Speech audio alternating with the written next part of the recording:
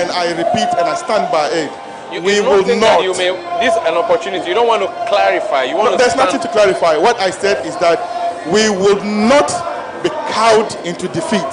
We will not be pushed into defeat. We will not be forced into defeat. I tell you what, if the Ghanaian people express their sovereign will, we will respect it. I've made a lot of analogy in the 2008 situation when Nana Addo Dankwa Akufo-Addo had 49.7%, less 23,000 votes to cross the 50+1. We accepted and went into a runoff. That is the DNA of the New Patriotic Party. So we will respect the sovereign will of the Ghanaian people. What we will not accept, what Umaru, I tell you, there's no single day I will take is when another man wants to tell me your balls are bigger than mine. I tell you, there's no such of the party. His Excellency Dr. Mahamadou Bawumia. His Excellency Dr. Mahamadou Bawumia, the national chairman of the party, the chairman of the Council of Elders, Honorable Hakman Owusu Ajimai, accompanying His Excellency Dr. Mahamadou Bawumia to this all-important event. And I did this with.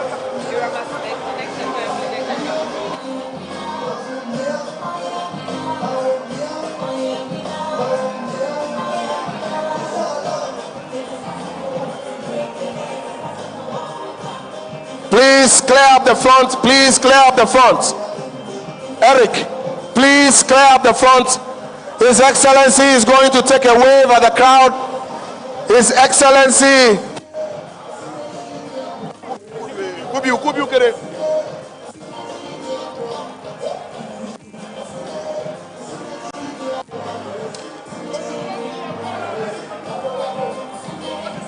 This is the couple. Our president, our first lady in 2025, His Excellency Dr. Mahamadou Bawumia and his beautiful wife, Madam Samira Bawumia. Thank you very much. God richly bless you and God bless the MPP. Thank you, thank you, thank you, thank you, thank you, thank you very much. Please.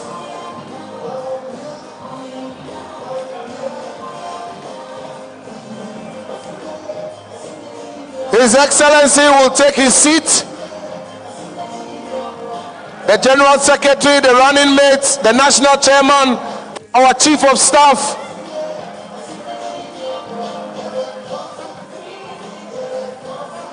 Thank you very much. Thank you very much.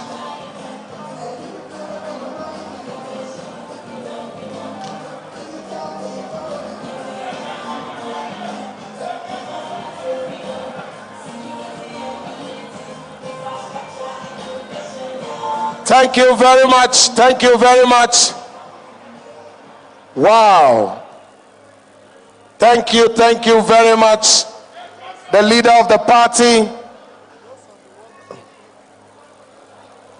the leader of our party, our candidate for the 2024 general elections is seated. We are waiting the arrival of His Excellency, the President of the Republic, the Commander-in-Chief, President Nana Addo Dankwa Akufo-Addo will join us in a few minutes. Right after that, this event will begin. We are live on all major networks in the country. We are live on all major handles in the country. We are live across the globe. We are live across the earth. Today is the MPP's day. It is a policy weekend, and we welcome you all from wherever you have come from across the 16 regions of our country. Thank you very much. As we await His Excellency, the President of the Republic, all movements in this hall will cease once His Excellency arrives here.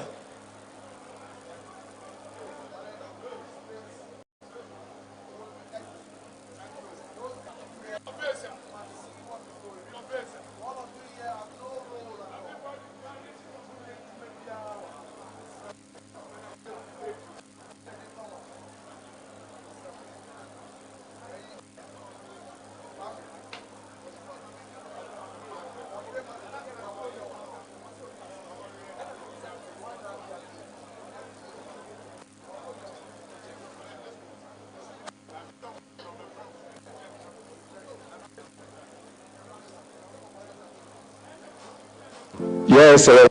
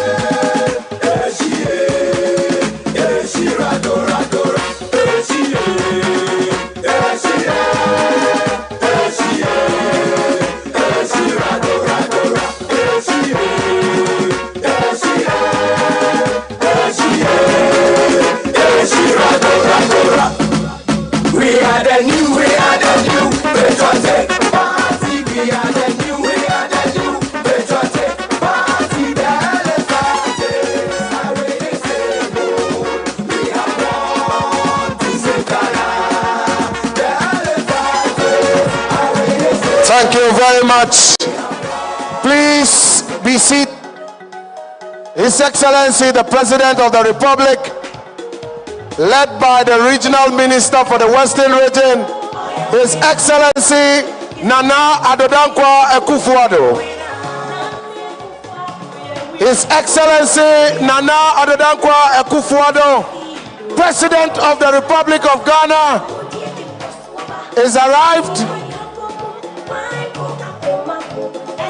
His Excellency is arrived. He's exchanging pleasantries. Kennedy Akumpla, Japan. Honorable Joe Gate, Honorable Mark Meno, Dr. Akoto Friye, exchanging pleasantries with His Excellency, the President of the Republic. Yes, His Excellency exchanging pleasantries with Engineer Kwabna Ajepong. His Excellency exchanging pleasantries with Adenimo and Mr. Kojo Nsafu, Kojo Poku Nsafua. Thank you very much, His Excellency, the President of the Republic, as he takes time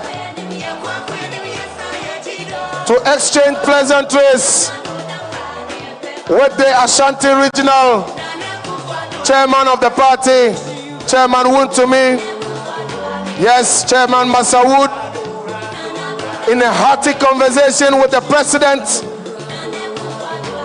That's right, His Excellency the President in the House.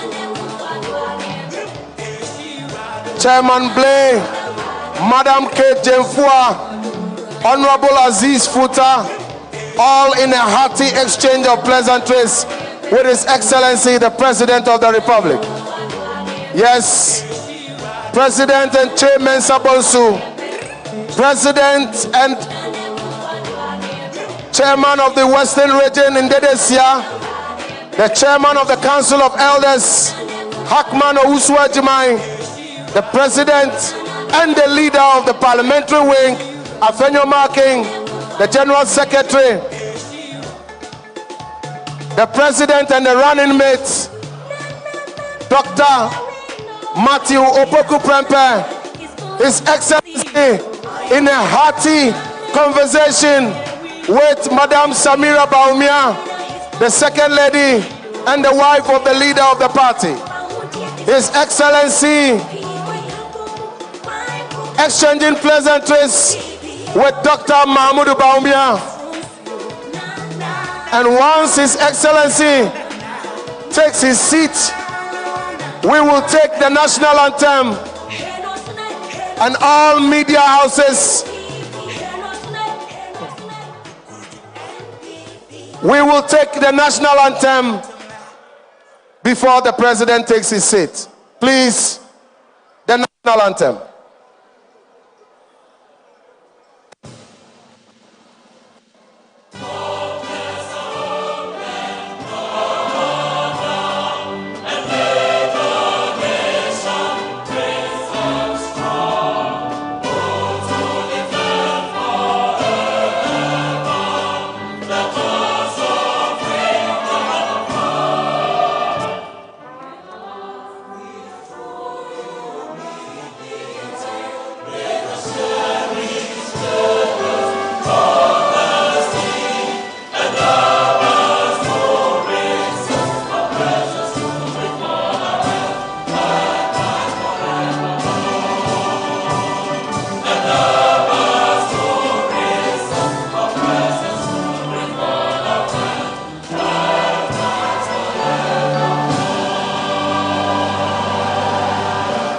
We will take the national anthem of the New Patriotic Party at this point.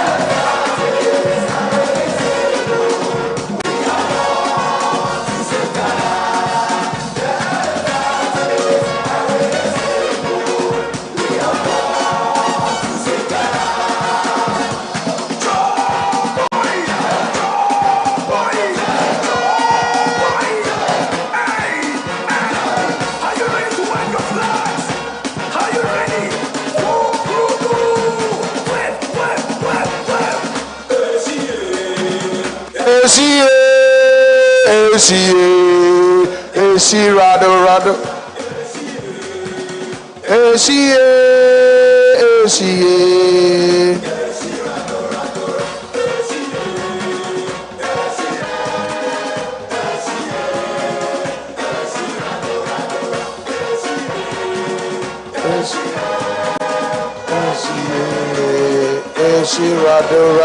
Rado. Thank you very much. Thank you. DJ, thank you very much. We have one to save Ghana. Thank you very much, DJ. At this point, we would hand over to the program director, Mr. Miracles Abuaje, and the Deputy General Secretary of the party, Dr. Tibu Dako. Thank you very much. Thank you very much, Kawo. Good afternoon, Western Region. Good afternoon, Ghana. Good afternoon to the old, the young, the woman, and the man in every corner of this country. To the Gen Zs, we say good afternoon to all of you. You are very much welcome to the launch of the 2024 Manifesto of the new Patriotic Party. Selfless leadership, bold solutions for jobs and businesses. And this afternoon, you should expect to see yourself in the future that Dr. Mahmoud Bawumia and the new Patriotic Party is seeking to build for us. For the mason, for the carpenter, for the laborer, for the barber and the caterer, the teacher, the lawyer, the doctor, wherever you find yourself, whoever you are, the new Patriotic Party, Dr. Mahmoud Bawumia has a plan for your future. My name is Dennis Miracles Abuaje, and I am the Gen Z president. Good afternoon. I am Antoinette Ajua Fijina Tibudako. I'm the proud Deputy General Secretary of the new Patriotic Party, and I'm also the Deputy Campaign Manager for the 2024 election. And believe me, everyone, it is possible. We are doing it together. We would all recap that 16 years ago in 2008, His Excellency Dr. Mahmoud Bawumia was introduced to us and to the whole of Ghana in Takoradi at the MPP Manifesto launch. Fast forward, distinguished ladies and gentlemen, today he is the leader of our great party. He is the flag bearer leading the party to victory in the presidential election in 2024. He is a proven leader, undoubtedly. He is a man of many people, a man of destiny, and he is a unifier. I won't make too much noise. This afternoon, we are going to hear it all from him as he speaks to us boldly about the plans he has for Ghana's future. But before him, Your Excellencies, distinguished ladies and gentlemen, let us always remember that before him came a strong and amazing president, His Excellency Nana Addo Dankwa Akufo-Addo. He's here with us, and also with us is the leadership of our great party. But before we continue with the introduction of our dignitaries, I respectfully ask you, please let's be quiet, put ourselves in a somber mood, and let's have a medley of prayer. We are inviting respective people from all faiths, and they would all pray with us together. So may I now kindly invite a traditionalist, Eja Enekum, the Takoradi Osahini Ketechie III, who would give us a traditional prayer. I would also invite Apostle Dr. Rockefeller Owusu Safo and Reverend Timothy Kumson, and also the regional chief imam, Imam Zuklifu Abdul Wahid, and together they'll give us a medley of prayer. Thank you.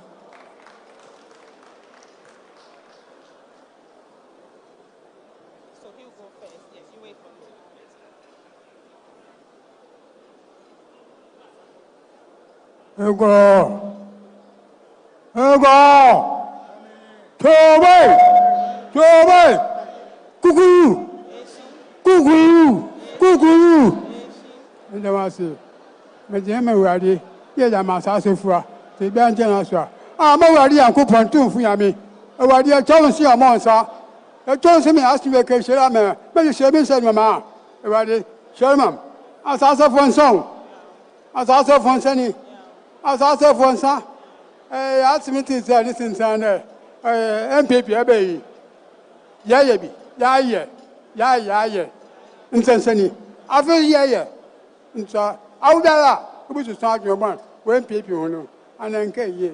Nse MPP. Ahan yako. Nsensani. Nana kufado. Anene nkalefo. Ewadi. Anto sibungu akmo. Mu wasbedi ye biara. Ime honye. Nsani. Asasi yamonsa. Yamoni pasa. Asomedini ewe. Asomedini ewe. Yempet mina kembala. Aha. Prophet no funa. Okufa du wofa tamala. Ani kwabi wofa tamala. Ali wofura. Na nkwan nsani. Ya monza si. Ya monza pasi. Da asi. Tobe. Kukuru.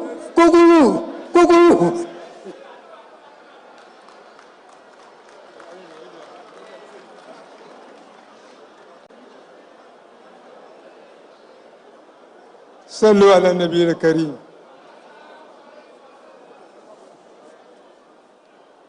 بسم الله الرحمن الرحيم.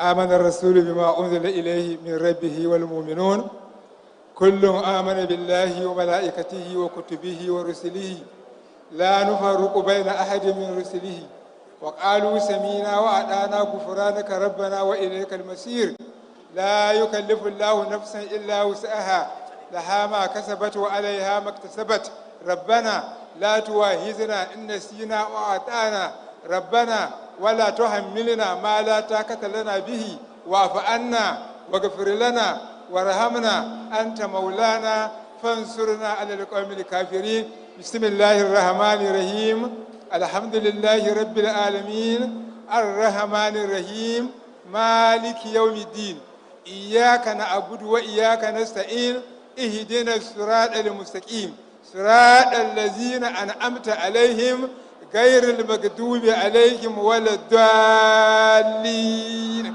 آمين.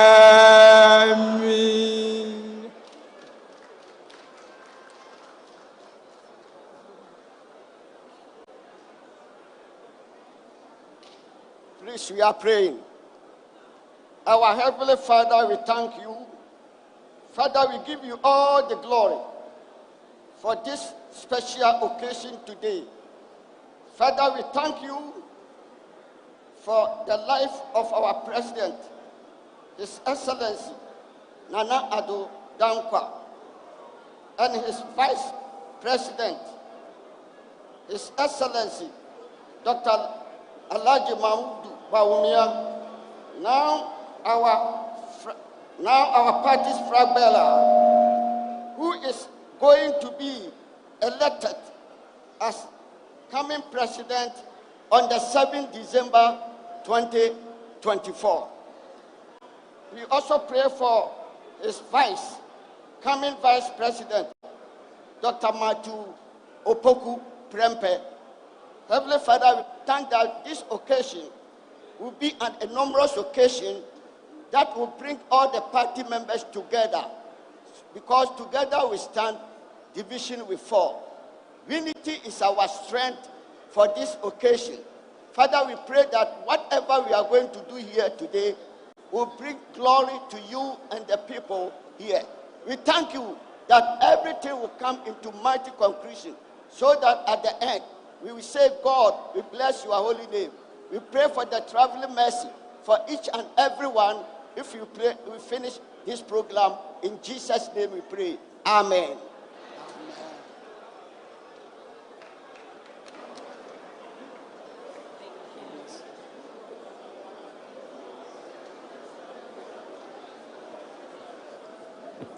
Thank you very much to our religious leaders.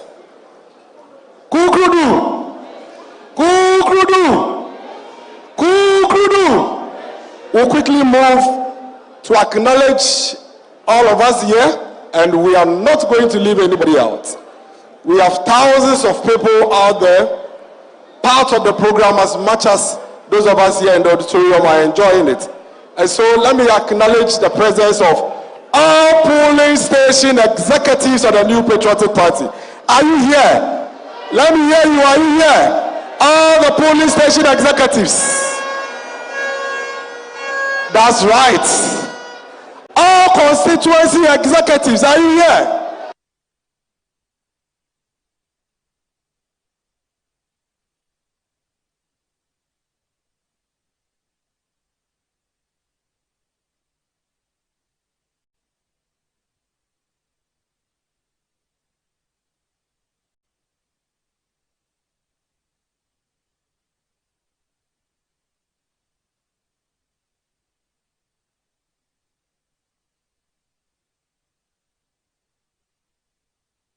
Presence of the national chairman of the New Patriotic Party, Mr. Stephen Ayesu. Please put your hands together for the national chairman. And so we duly acknowledge the presence of all the national executive members, and we have the general secretary, Lawyer Justin Kodria, in our presence. Please put your hands together for Lawyer Justin Kodria. Let's acknowledge the leader of a majority group in Parliament, Honorable Afenyo Marcus, the MP for Efutu constituency. Please put your hands together for the leader of Parliament. And so we acknowledge the presence of all members of Parliament. We also acknowledge the presence of the Chief of Staff of the Republic of Ghana, Chief of Staff, Honorable Frema Opare. Please put your hands together for Honorable Frema Opare, the Chief of Staff of the Republic of Ghana. I can also see the Chairman of the Council of Elders of the New Patriotic Party, Honorable Hackman Owusu-Agyemang. Please put your hands together for Honorable Hackman Owusu-Agyemang. And so we acknowledge the presence of all the Council of Elders of the NPP here present with us. I also acknowledge the presence of the chairman of the Manifesto Committee, MP for the good people of Swami, Honorable Oseche Mensabo. So please put your hands together for Honorable, for the good work he's done with himself and the committee members. Ladies and gentlemen, the biggest acknowledgement goes to the teaming members, sympathizers of the MPP across the length and breadth of this country. The woman watching us from Pando, the elderly woman in Busa South, the little child who is waiting to see what the future holds for him with Dr. Mahmoud Bawumia as president, and watching us from the Western North region, the millions of people watching us this afternoon in Ghana and across the world. We thank you for staying with us, and we can assure you this afternoon is definitely going to be a great one and a memorable one indeed. Distinguished ladies and gentlemen, in every territory, we will always have to pay due respect to the owners of the land. And as a great party and respecting our tradition, it is my honor to introduce to you the regional chairman of the New Patriotic Party in the Western region, Chairman Ndede Sia. Chairman, you are welcome. The chairman has been leading this party since 2015. His dynamic leadership has resulted in the strength of the New Patriotic Party in this region. Chairman, we would like you to share a few words with us. Thank you.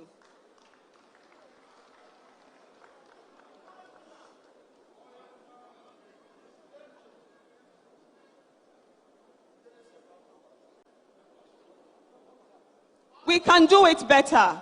A round of applause for the regional chairman, Chairman Ndede Sia. Thank you, Madam MC. Kukudu. here? Kukrudu! Kukrudu! Kukrudu! Thank you very much.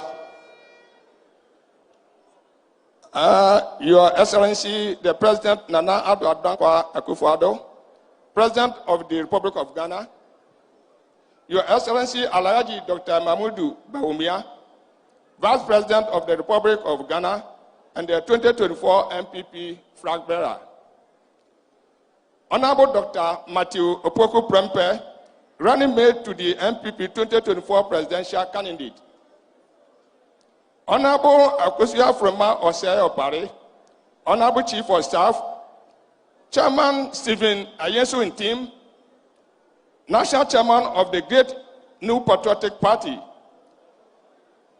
Jason Kodia Frimpong, General Secretary of the MPP and National Executives, National Council of Elders, Honorable Ministers of State,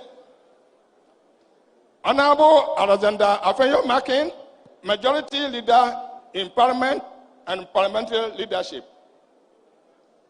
Honorable Members of Parliament, Honorable Osei Mensah Bonsu, Manifesto Committee Chair, and members of the Manifesto Committee and subcommittees,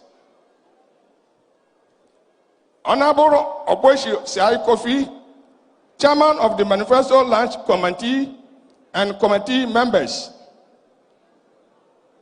I cannot conclude without mentioning my regional minister, Honorable Kwabi Oche Daku Mensah, regional and constituency officers, Nanamo Auraimo, members of the diplomatic corps, friends of the media, invited guests, distinguished ladies and gentlemen, all protocol duly observed. It is my pleasure and privilege to welcome you to the Western region for the launch of the MPP 2024 Manifesto. We thank the party leadership for choosing our region to host this auspicious event. Along with the people of Ghana, we are excited to witness this outdooring of the new Patriotic Manifesto, which will offer bold solutions to tackle the challenges we face as a country. It also provides innovative ways of helping Ghana achieve prosperity, productivity, and progress. Today is certainly a day that will go down in the history books as the day where the MPP laid the foundation of breaking the edge to secure a better future for Ghana and its people. Indeed, it is possible. Once again, I warmly welcome you to Western Region, and I hope you will enjoy the program. Thank you, MPP, for that.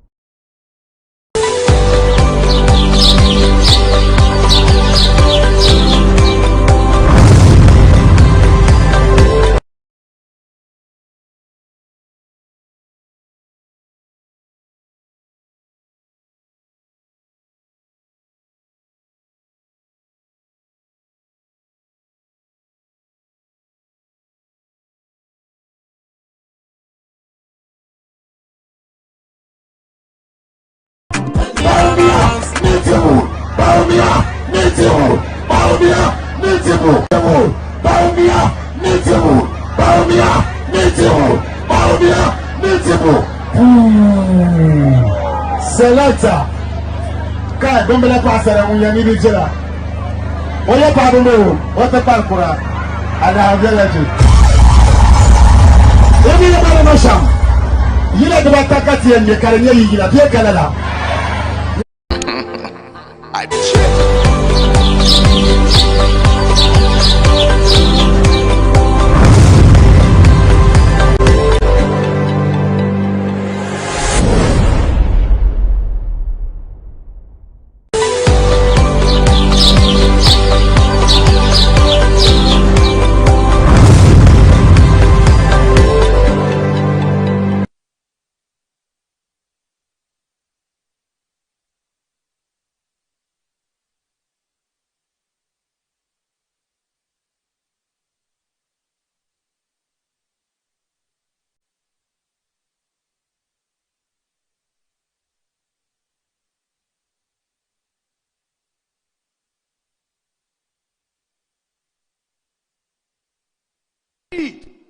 They believe that Dr. Bawumia is not consistent with his vision. They should stand up for a debate. It is only through a debate that they can expose Dr. Bawumia. If they run away from a debate, then they are the liars and the inconsistent leaders in the country.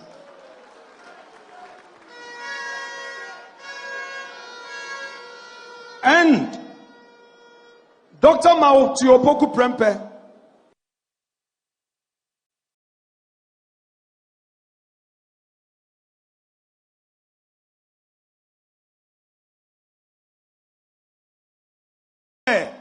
free SHS was not possible. Today, she says she's a literature professor. Dr. Maotiopoku Prempeh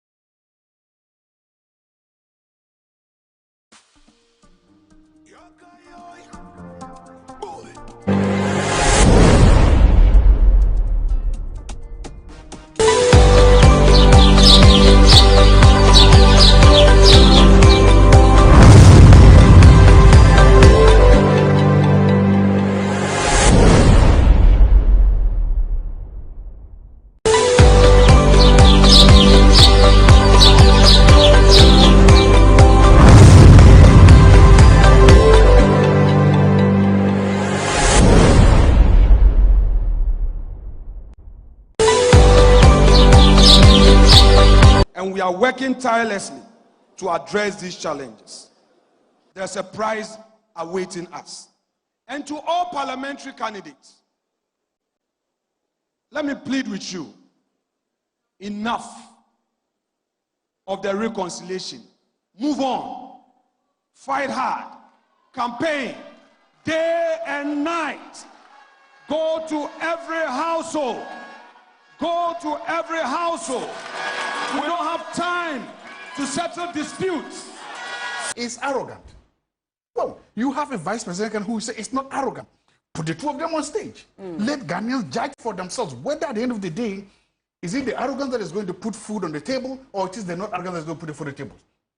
Put the two of them together and then let them debate educational policy. And let the voters then decide, okay, is it the arrogant guy? Do we believe more in the arrogant guy or believe more in the other guy?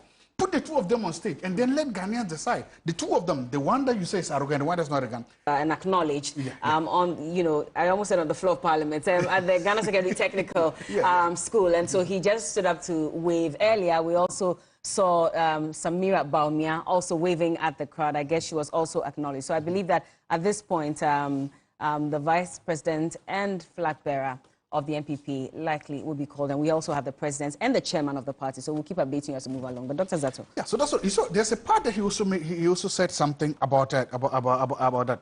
As I said, this is a base election, and remember, he saw him appealing directly to the base of the MPP.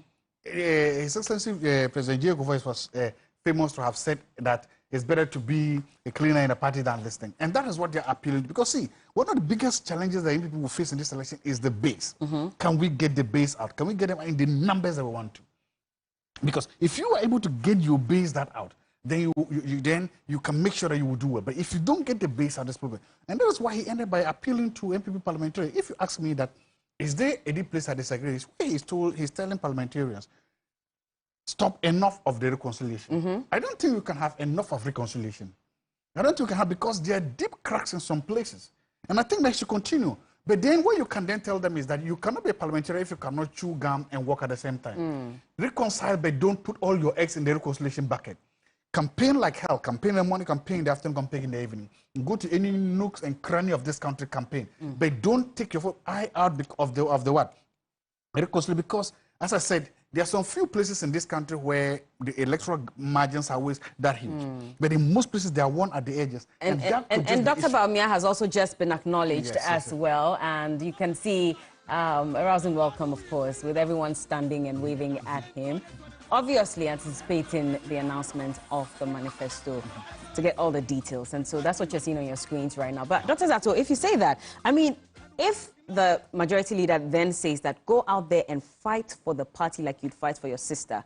Now, at the same time, we're looking at a number of people who have also not decided who to vote for at the moment. And so they're looking at ways of, getting encouraged by the messaging. If you tell someone to go and fight for the party, they now sit back and ask, is it really about the party or is this about the country? No, but this is a political partisan event. He's at a political partisan event. So, I tell you, this is a base election. He's firing up. He cannot tell the NDC people to do that. So he's speaking to NPP loyally, speaking to NPP without tuning. One of the things people have not tuned is that the elections are about to start now. Today we have the manifestos, right? Next we have the last manifesto. And now let the games begin. So as I said, it's true. He's making that point clearly that, look, this is what we need to do. This is how we have to go. And I told you, part of the reasons why Napo was put on this and take a group had a part of the reasons. Few people in the NPP can rile the crowd up, can rile the base up like he do. And that is what they're trying to get. They're trying to get him to make sure that, because that is a very, very, very important point. And there's one thing he said that makes sense to me, complete sense. If you say Dr. Bawumia is a liar, and you say His Excellency John Dramani Mahama is not a liar, put the so-called liar and the non-liar on stage. Let Ghanaians see feely. I mean, again, so why are you running away? Because if you are saying that he's not capable of telling the truth, they put him on stage. Did the MPP not avoid a debate as well in the previous election? Which is, so then how do you make that? To you, the President of the Republic of Ghana, Nana Addo Dankwa Akufo-Addo.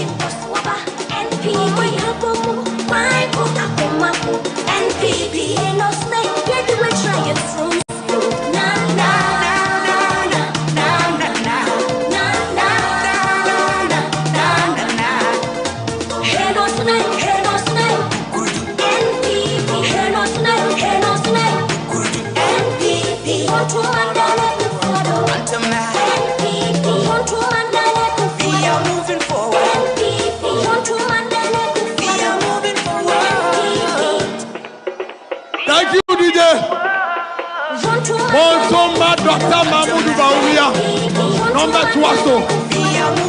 Thank you very much. Thank you, DJ. Thank you. Please put your hands together again for the President of the Republic of Ghana.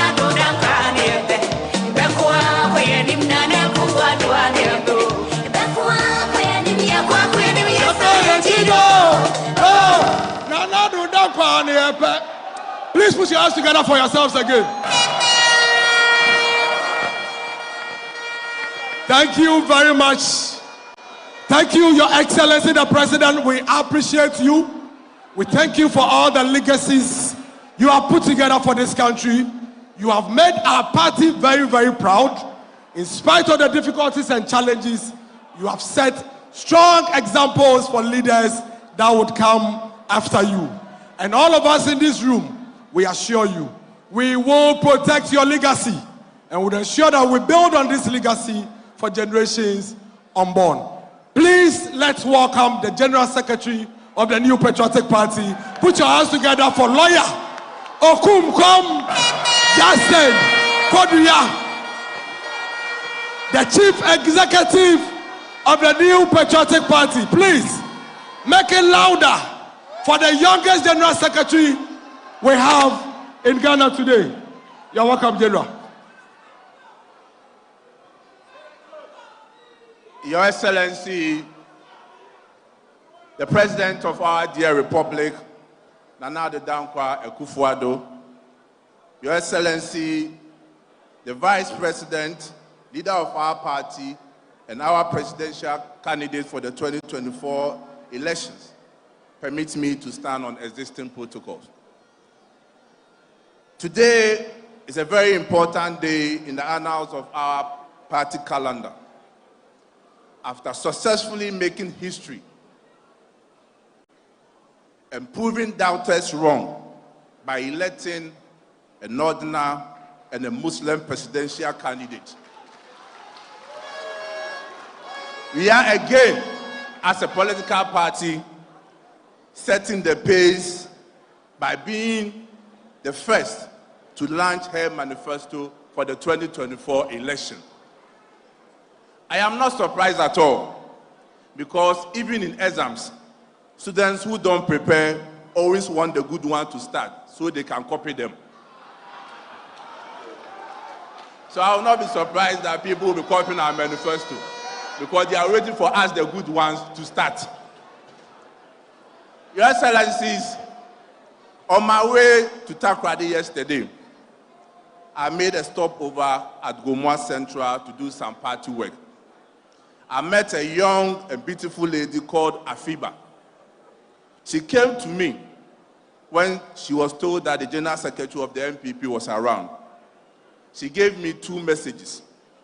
One to you, Mr. President, and the other one to our presidential candidate, Dr. Bawumia. To President Akufo-Addo, Afiba says thank you. If not for your free senior high school, she wouldn't have gotten the chance to have secondary education and to further proceed to study at the university. To our presidential candidate, Dr. Muhammadu Bawumia, Afiba says that she's completing university this year, and she wants to know how your manifesto, our manifesto, will create jobs for her and other youth who have benefited from free senior high school. Afiba, I know you are watching this manifesto, but trust me, Dr. Bawumia will answer your question. Ladies and gentlemen, I trust Dr. Bawumia, and I know that he will be a great president for us. A prominent man once told me that there are three kinds of leaders: an ordinary leader, an exceptional leader, and an incompetent leader. For an ordinary leader, is the one who accepts challenges but does not have solutions.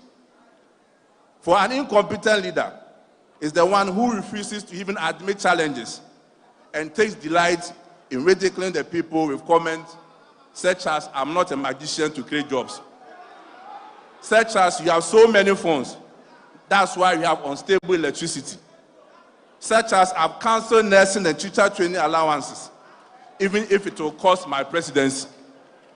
However, an exceptional leader is one who accepts that there are challenges, but continue to provide solutions to these challenges, such as introducing digitization, medical home delivery, gold for oil, and many more. Certainly, Dr. Bawumia is an exceptional leader. As for the incompetent leader, your guess is as good as mine. As a Ghanaian, I'm concerned about who leads this country in the next 4 years. And I know all well-meaning Ghanaians are equally concerned and will therefore choose a leader who will account to them after his 4 years stewardship, as opposed to one who, after just 4 years, will exit office. With Dr. Bawumia, Ghanaians will have the chance to evaluate his administration after 4 years and decide whether renew his mandate or not. Therefore, Ghanaians can hold him accountable to his manifesto. Thank you. God bless our homeland Ghana, and God bless NPP. Thank you very much. Thank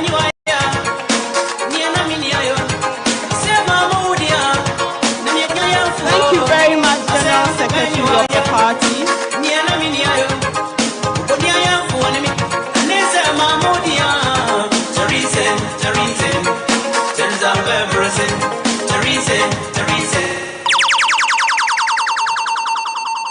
Distinguished ladies and gentlemen, I am proud. That is my boss, the General Secretary of the New Patriotic Party. I am going to invite our next speaker, and I'll give you a hint. This amazing, I wouldn't say old, I wouldn't say young, but he is the epitome of one word in our party: perseverance. And for me, I think he has taught us not just by word, but by example. Let us welcome the chairman of the New Patriotic Party, Chairman Stephen Ayesu Intin.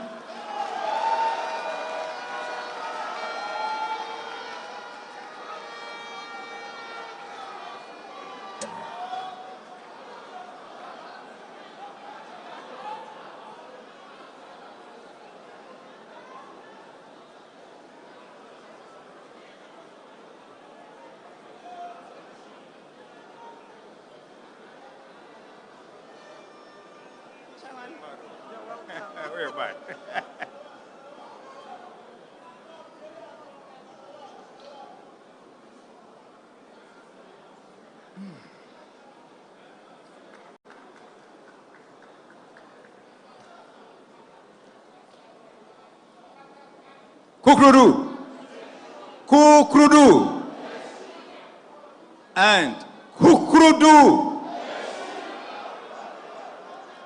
Thank you.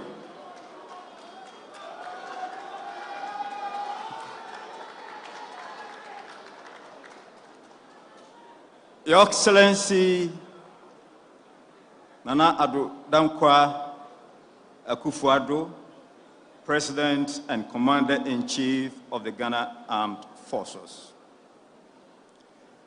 Permit me to stand on existing protocols to deliver my message. Granted.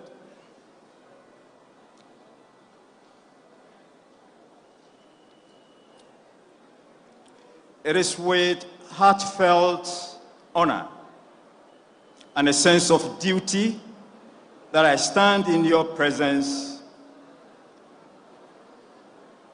to witness this august occasion as we unveil the NPP's Manifesto for Election 2024, which will guide us, our party, and our nation as we build upon the party's achievements so far and take bold decisions towards a brighter and more prosperous Ghana ahead of us.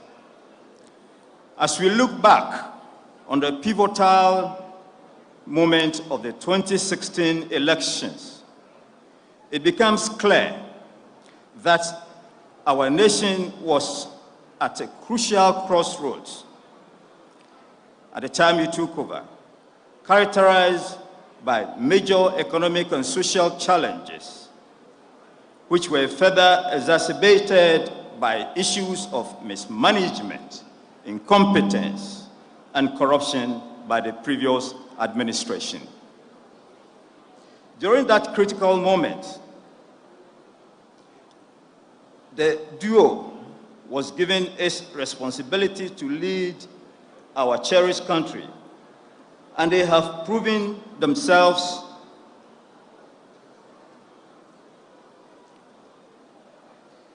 up to the task as a president and your vice president. After the past 8 years, under the visionary leadership of the president, Ghana has risen from the brink of despair. We are on the right path from where I sit towards economic prosperity and have embarked on far-reaching institutional reforms essential for good and accountable governance within a stable economic democratic society. Our achievements are many, including the successful implementation of the free SHS, STEM, and TVET schools, mobile money interoperability, this transformative One District, One Factory initiative, significant development through the Infrastructure for Poverty Reduction Programs, IPEP, the Agenda 111 hospital projects, among many others. However, as we all know, the journey has not been without any challenges. The coronavirus pandemic and the Russian-Ukrainian war tested our resilience as a nation. But under the competent leadership of Mr. President Nana Dankwa Akufo-Addo and Vice President Dr. Mahmoud Bawumia, we navigated the turbulent times with determination and secured the health and safety of our people. So, as the President rightly put it, during the turbulent days, we know how to bring the economy back to life. What we do not know is how to bring people back to life. And I quote, "Whilst working tirelessly to restore the economy from the clutches of the pandemic," these are the words that the President used to console us, and he delivered rightly on that. And all indications show that we are on the right path. Thank you, Mr. President. Today, we are not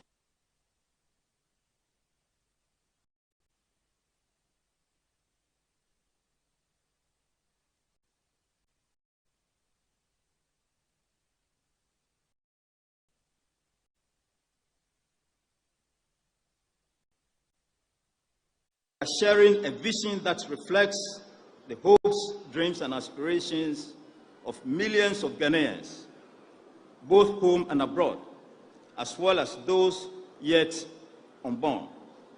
This manifesto is a social contract between us and the people of Ghana to promise that we will embark on bold decisions, so we work tirelessly to build a society that is fair, inclusive, and forward-looking. As we approach another crucial election in December this year, Ghana needs a stable, firm, and competent leader to lead us through the challenging days ahead and years ahead. I'm proud to present Dr. Mahmoud Bawumia and his running mate, Dr. Matthew Opoku Prempeh, with steady hands needed to steer the vehicle of state towards the next Bawumia administration.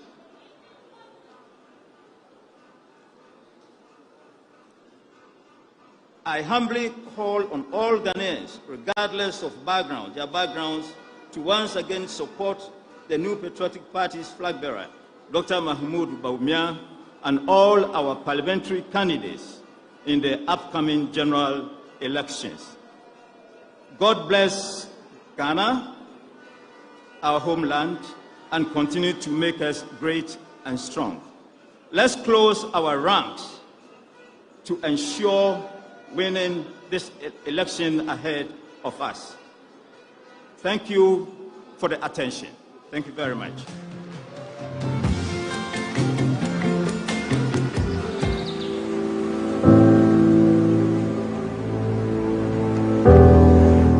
I never asked to be born in 2006 to a mother who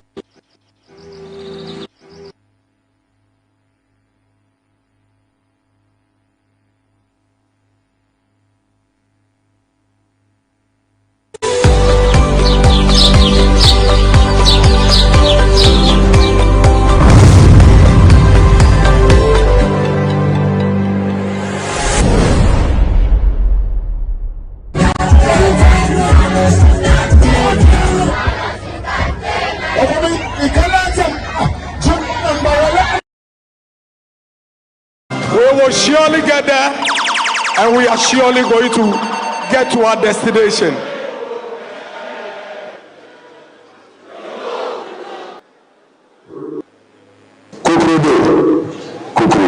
Fellow party friends, sadly I am not able to be with you in Takoradi for this momentous occasion. In such an occasion, I shouldn't let pass without sending a message to you.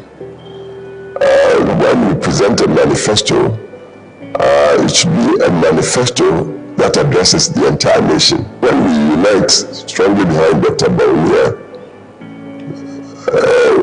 when the nation sees it, we shouldn't underrate anybody these days. There are no secrets anywhere. We are entreating the nation to give Bawumia the chance, because I said it before at UPS that I've known him for some time, and I see him as a man of destiny. And particularly for the moment we are in now as a nation, I believe he is the man of the moment. The whole world is talking digitalization. Then when you look around the world,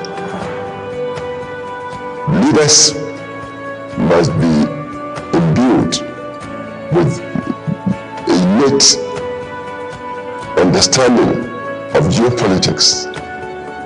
Bawumia seems cut for the moment, cut for the occasion. Custom made. He's been exposed internationally. If it's to do with finance, he's an international banker. He's studied politics. In fact, he was born into politics. And it's because of his loyalty to the tradition that the party gave him the chance to be the candidate. So please, we are presenting a custom-made candidate to Ghana. Candidate that will digitalize the economy and social policy. A candidate that understands geopolitics and would relate his foreign policy, would bring on board a sound relationship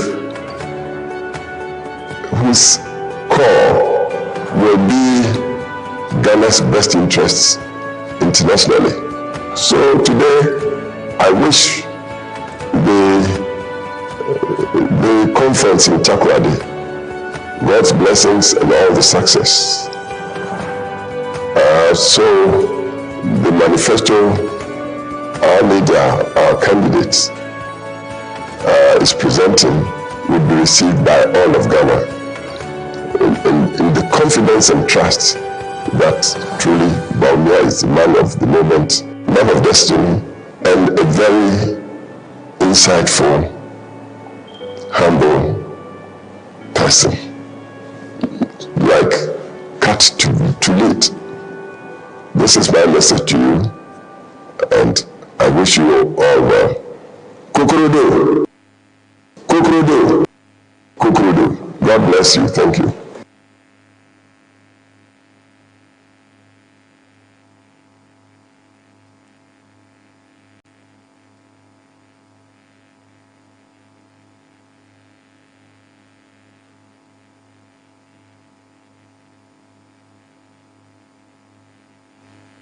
He's the first president to have won elections for the new patriotic party in the Fourth Republic. Please, let's give him a round of applause.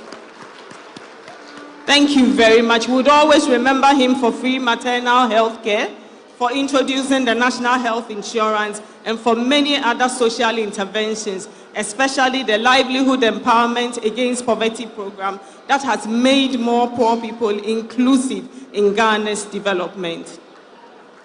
Your Excellencies, distinguished ladies and gentlemen, the MPP inherited a Ghana in dire stress, needing intensive care in 2017. However, the party rallied together, just as we did during His Excellency, the former President John Ejekum Kufuor's era, and we turned things around. Between 2017 and 2019, there was evidence of growth. and the economy we held together grew by 7%. We created jobs, we introduced free SHS, and we did a lot of positive things for our people. The digitization drive especially was in full swing. We acknowledge the difficulties that we've had to go through in recent times. But once again, we have seen and recognized the resilience of Ghanaians, and by the grace of God, who makes all things possible, we will turn things around again. We have started, and we have a firm belief that the strong legacies we have built will be the foundation for this. Your Excellencies, distinguished ladies and gentlemen, and all party faithful here, please stay with us as we share with you excerpts of the strong legacies that will be building Ghana's future on. Thank you.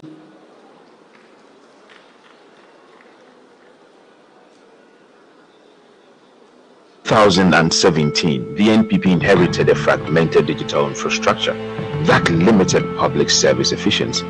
Since then, we've revolutionized how services are delivered with the Ghana card and mobile money interoperability, enhancing speed and accessibility. Our efforts have greatly improved government interactions, making life easier for every Ghanaian. However, our vision doesn't stop here. We aim to further expand and modernize Ghana's digital landscape. The journey towards a fully integrated digital society continues. Stand with us. Vote for innovation. Vote for Baumia. Baumia means business. In 2000, MP Ofoasi Ayurebi. Ghana Mampeni Nana Adodankwa Akufo-Addo. Nyankopon ya adoma 2025 Mampeni Dr. Mahmoud Baumia ne Nabedi Etri, Dr. Matthew Opoku Prempeh. MPP mpanimfo nyina michiamu nyina wa Awurade Yesu Kristo din mu. Medin di Kwadwo Opon Kroma mifi Ofoasi Ayurebi constituency. Na Modaroma menkomo no edu baabi a mepoto kakra. Ghana fo nipa dodo na yenya bandwuma, yenye broni adwuma, yeye dwadifo, yeye ekuafo, yeye nsano dwuma. Eno nti sa ban bi ba na fo dodo a na oso oboa adwadifo, ekuafo, wonu ma yeye nsano dwuma. E wo so ofa kwan hodo so a senia omadwuma ebia nkrata asem enka ho no obeboa ma omadwuma afa abefo kwantempon so. That is why the Akufo-Addo administration, with the strong support of Dr. Mahmoud Baumia, adopted digitization. The Ghanaian economy, as you know, is hugely informal, and any economist worth his salt knows that there's a need to formalize the Ghanaian economy, to formalize it through digitization. When President Akufo-Addo and Dr. Baumia first mentioned digitization, as usual, the naysayers did not believe them. They didn't understand the vision. They mocked and they joked and they called them names. But today, digitization is bearing fruit for many Ghanaians. Digitization, ladies and gentlemen, is not an end in itself. It is a means to an end. Digitization is designed to ensure that people can access government services faster and with more efficiency. It is designed to ensure that people's jobs and businesses can be enhanced. And that is why from 2017, a number of interventions were introduced. First, overhauling the Ghana National Card and National ID system. Second, introducing a robust mobile interoperability system. Third, ensuring that every address in Ghana had a digital ID system. Additionally, drones were introduced to ensure that essential medical supplies could move to various parts of the country. And it was also a delight of His Excellency the Vice President to ensure that several government services can be applied for online. What has been the outcome? Today, there has been a boost in e-commerce and deliveries, creating jobs for thousands of Ghanaians. Today, there has been an increase in access to credit because it is easier for credit agencies and lenders to identify people and to identify where they live. Today, there's higher efficiency in government services because you can sit at home and apply for various government services. You can renew your national health insurance card, you can apply for passports, you can participate in tax and pension services. Today, the Ghana card has reduced the number of ghost names on our payroll and in return, saved the Republic millions of Ghana cedis. And by linking the Ghana card to the eSIM registration, identity fraud and mobile money fraud has been reduced.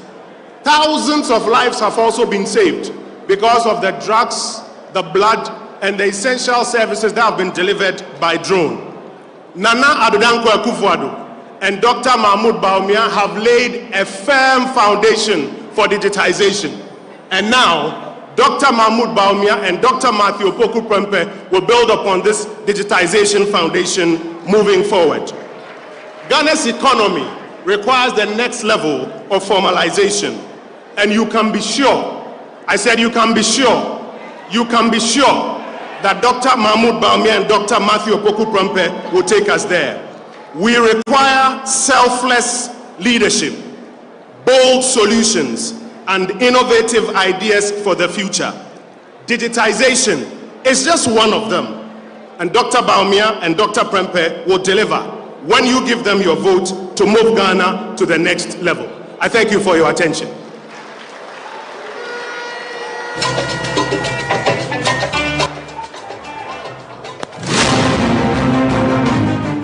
Access to quality healthcare is a fundamental right, and under the NPP, we've made significant strides to ensure this for every Ghanaian through key initiatives like Agenda 111, which has built new medical facilities across the nation, and the establishment of the National Vaccine Institute with greatly enhanced healthcare infrastructure and capabilities. We've empowered healthcare workers with better training and tools, leading to a noticeable decrease in mortality rates and improved immunization coverage. But our work isn't done. We're committed to further advancing our healthcare systems to ensure even broader access and higher quality of care. Join us as we continue to invest in a healthier future for all. Vote for Bawumia. Bawumia means business.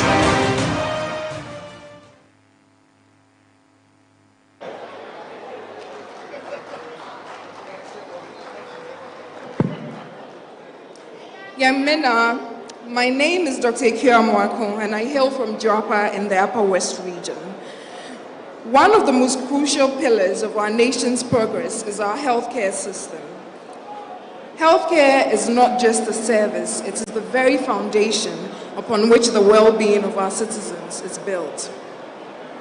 A healthy population is essential for a thriving nation, and over the past years, we have made significant strides to ensure that every Ghanaian, regardless of their location, has access to quality healthcare. First, let's talk about infrastructure. We have embarked on an ambitious journey to expand our healthcare facilities, making healthcare more accessible to more Ghanaians now than ever before. In the past 8 years, we have completed over 47 hospitals, clinics, and healthcare projects.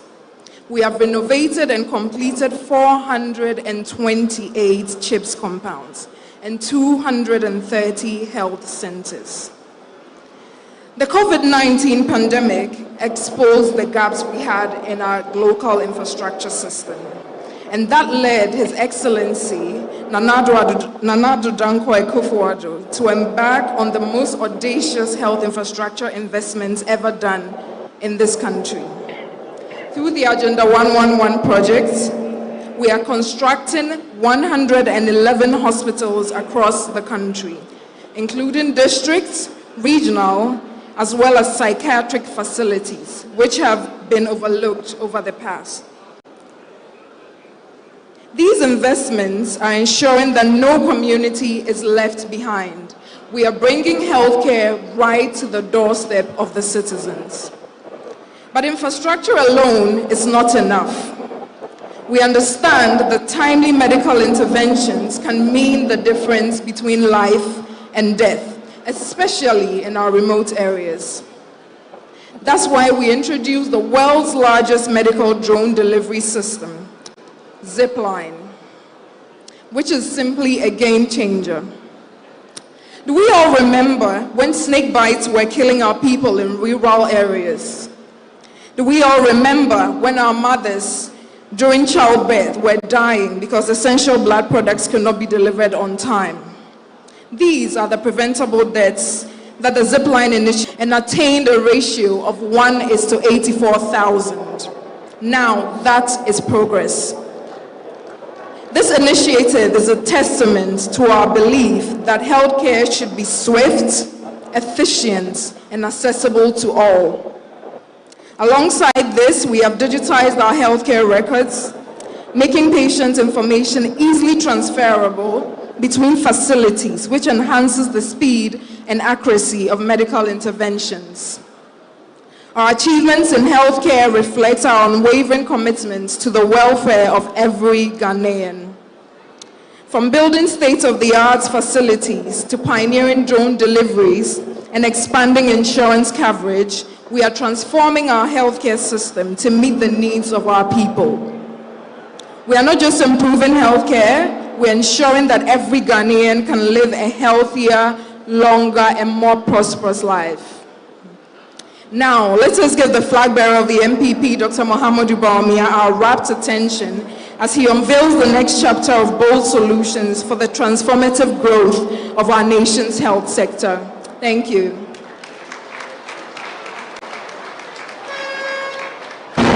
In 2017, the MPP inherited an unemployed graduate association. The MPP has focused on creating jobs, and more jobs through industrialization policies that stimulate growth and innovation. The 1D1F project has created over 500,000 jobs and support for local businesses and startups through GEA and YEA has created employment opportunities and fueled economic progress. In the past 8 years, we've seen a remarkable increase in job creation, revitalizing our economy. Yet, we agree there is more to be done. Keep the faith with us and vote Bawumia. Bawumia means business. Alice Yakubu.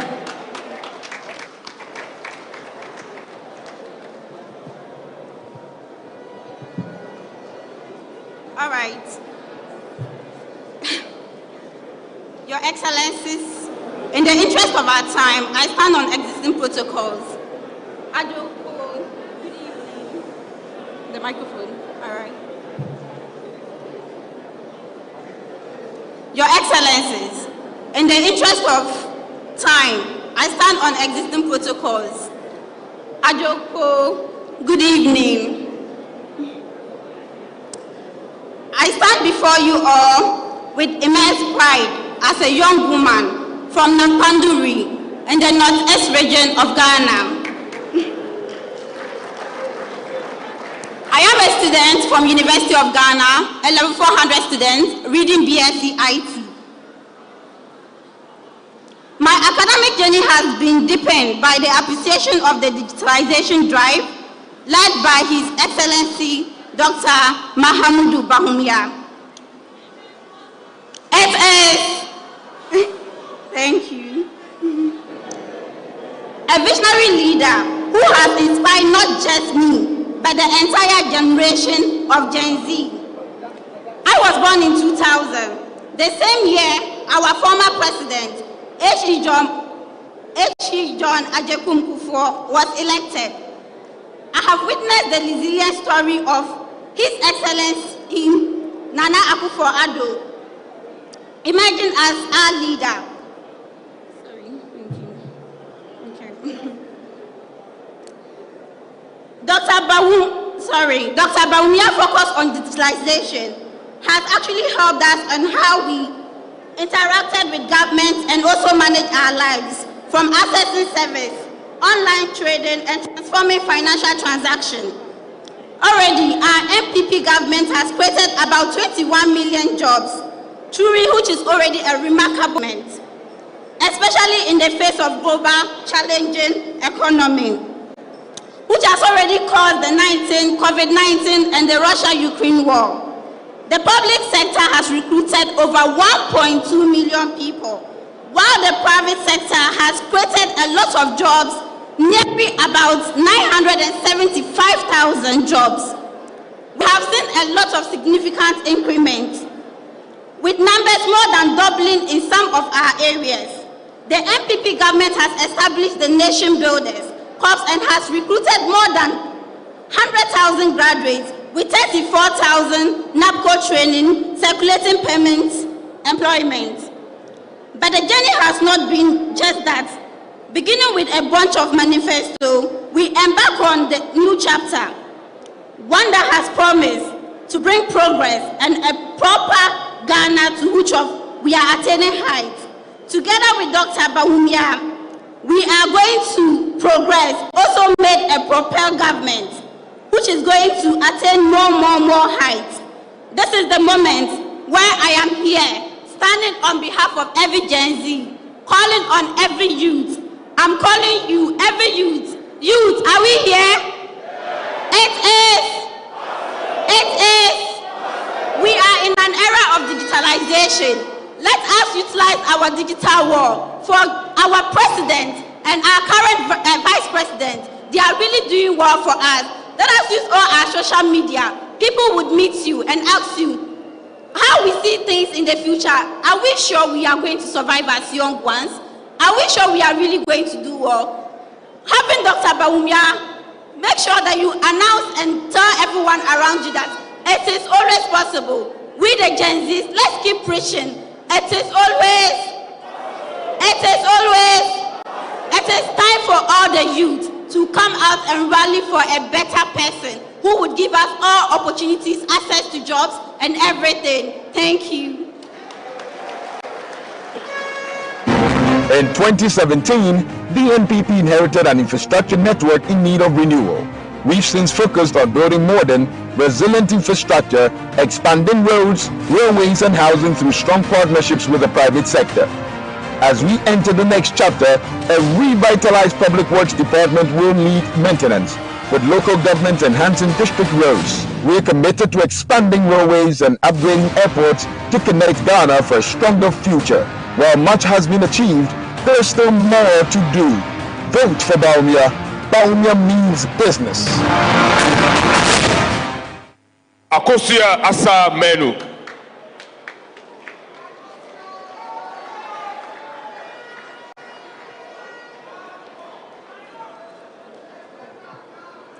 Your Excellencies, distinguished guests, ladies and gentlemen, the purpose of development is to improve the quality of the life of people. It demands putting in place the institutional and infrastructural means to work together to raise productivity. Productivity comes from speed and excellence in innovation. That is why over the past 7 years, the NPP administration, under the leadership of the President Nana Addo Dankwa Akufo-Addo, has invested heavily in public infrastructure. Roads in the thousands of kilometers and multi-level bridges which have changed the skylines in our cities. We have modernized our seaports and opened new airports. The NPP has increased the road network from 78,000 kilometers to nearly 100,000 kilometers, including 2,000 kilometers of asphalt overlay and rehabilitation and maintenance of 11,674 kilometers of roads. These network improvements have included the construction of not one, not two, not three, not four, not five, not 6, but 12 multi-tier interchanges in Accra, Tema, Kumasi, Tamale, and Takrady, 6 of which have been completed with another 6 under construction. We have initiated and overseen the construction and rehabilitation of more railways than any other government since 1992. Achimota and Sawam, Accra Tema, Kojokom Takwa, Kojokom Manso, Tema and Pankadan. We have constructed more fish landing sites than any other government since 1992, including Axim, Diskov, Mori, Mumford, Winneba, Senyabreku, Komwafete, Teshi, Osu, Ekumfi, and Infansiman. The MPP administration has made significant investments in Ghana's airport infrastructure, including the upgrading of the Prempeh, the first international airport in Kumasi, through phases 2 and 3, which feature a new terminal building with initiating phase 1 of the which feature a new terminal building with a 1 million passenger capacity per year, a car park and access roads. We are also initiating phase 1 of the Sunyani Airport Rehabilitation Project, completing and commissioning the modernization of the Yakubu Tali International Airport in Tamale. Progress is a nice word, but change has many enemies, and we have seen our detractors attempt to deny Ghanaians of the reality of the MPP's investment in infrastructure. As Edward Deming said, "In God we trust, all others must bring data." We have backed our claims with data. Anyone who disagrees should subject their position to the crucible of data and debate. The overwhelming declaration from the investment is not just that the individual is better off today, but we are better off as a country in terms of minimizing our public deficit, our public infrastructure deficit. That should be flattering. But we are not satisfied. We want to do more. Indeed, we must do much more. The Ghanaian people demand and deserve that we do more. And yes, we can do more. It is.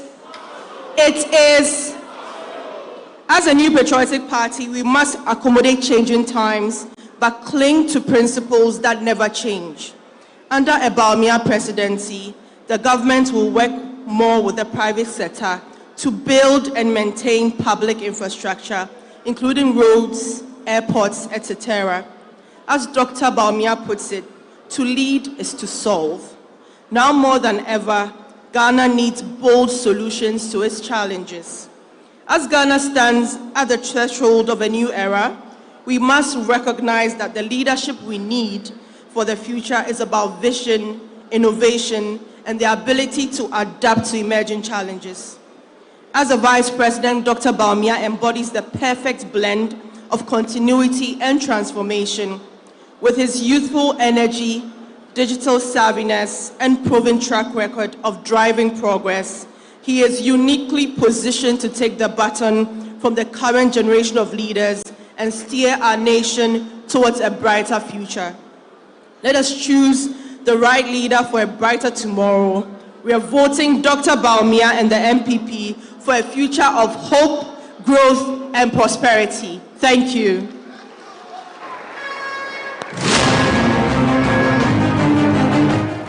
Over the past 8 years, the MPP has significantly improved support for our most vulnerable citizens. From expanding school meal programs, enrolling 300,000 more people in the LEAP initiative, enhancing health care for expectant mothers, we've strengthened the fabric of our society. But our work isn't done. We are committed to further enhancing these programs and introducing new initiatives to ensure that every Ghanaian has the opportunity to thrive. Vote for progress. Vote for care. Vote for Bawumia. Bawumia means business.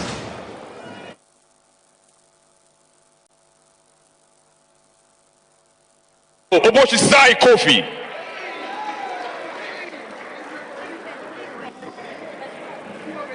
Obviously, ladies and gentlemen, I beg your pardon. But who cares? Mado Lena Miapete Miajilao Miajikwalao Blameketoji Pete Milekoko.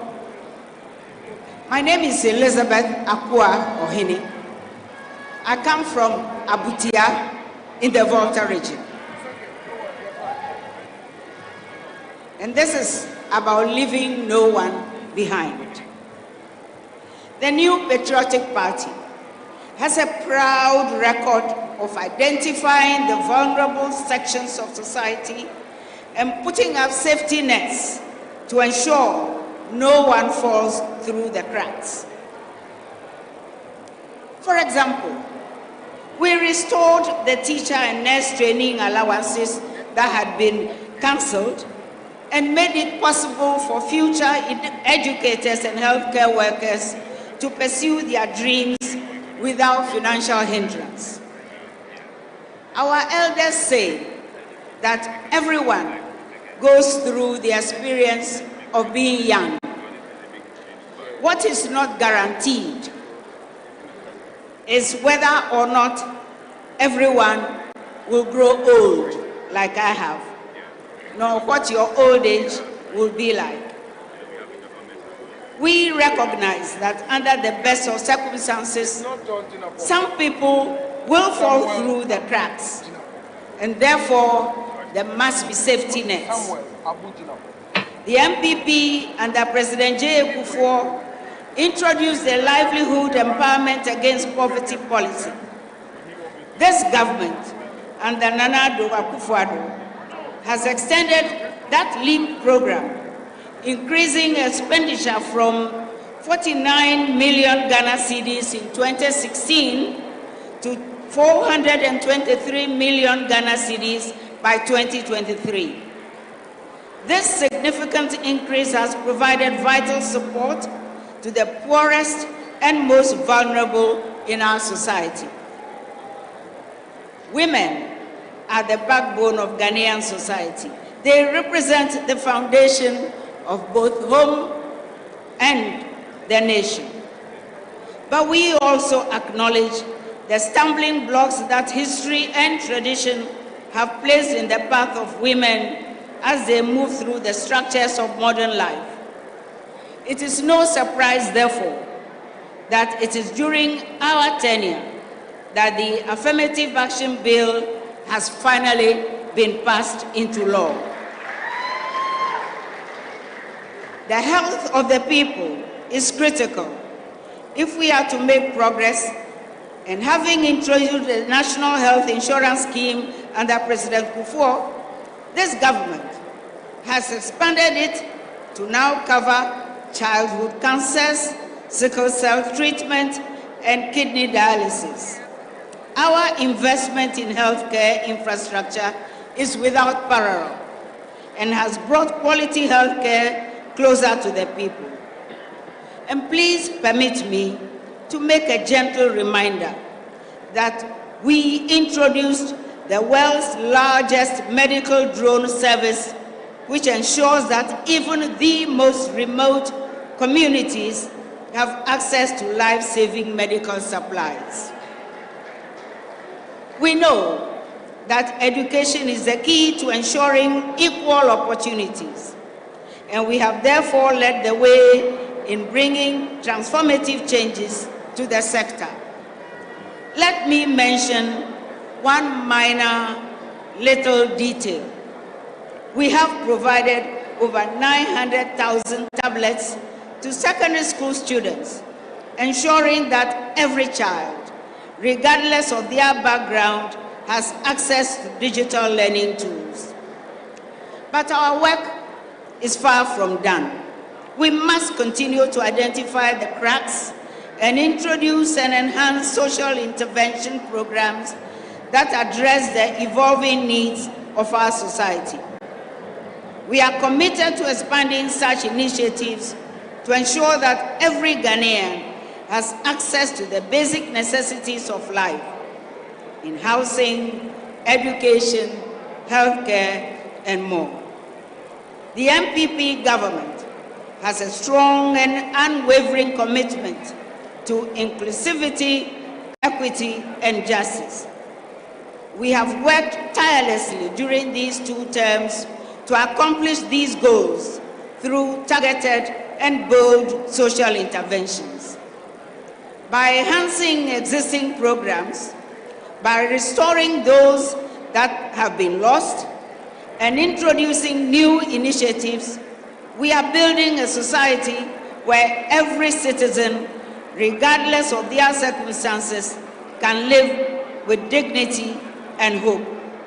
We ask for your support to continue to forge a path towards a more just and compassionate Ghana, where the vulnerable are not just supported, but empowered to thrive and lead dignified lives. Please remember, you are safe with the NPP. I thank you.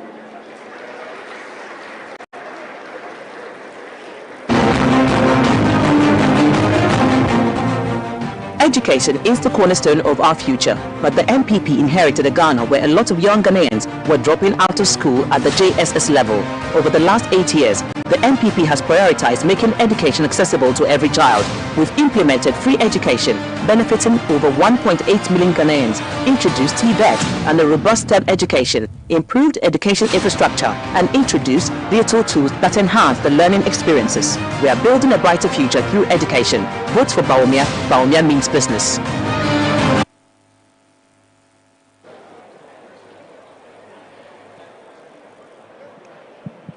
Ladies and gentlemen, let's welcome Dennis Labi Ampofo.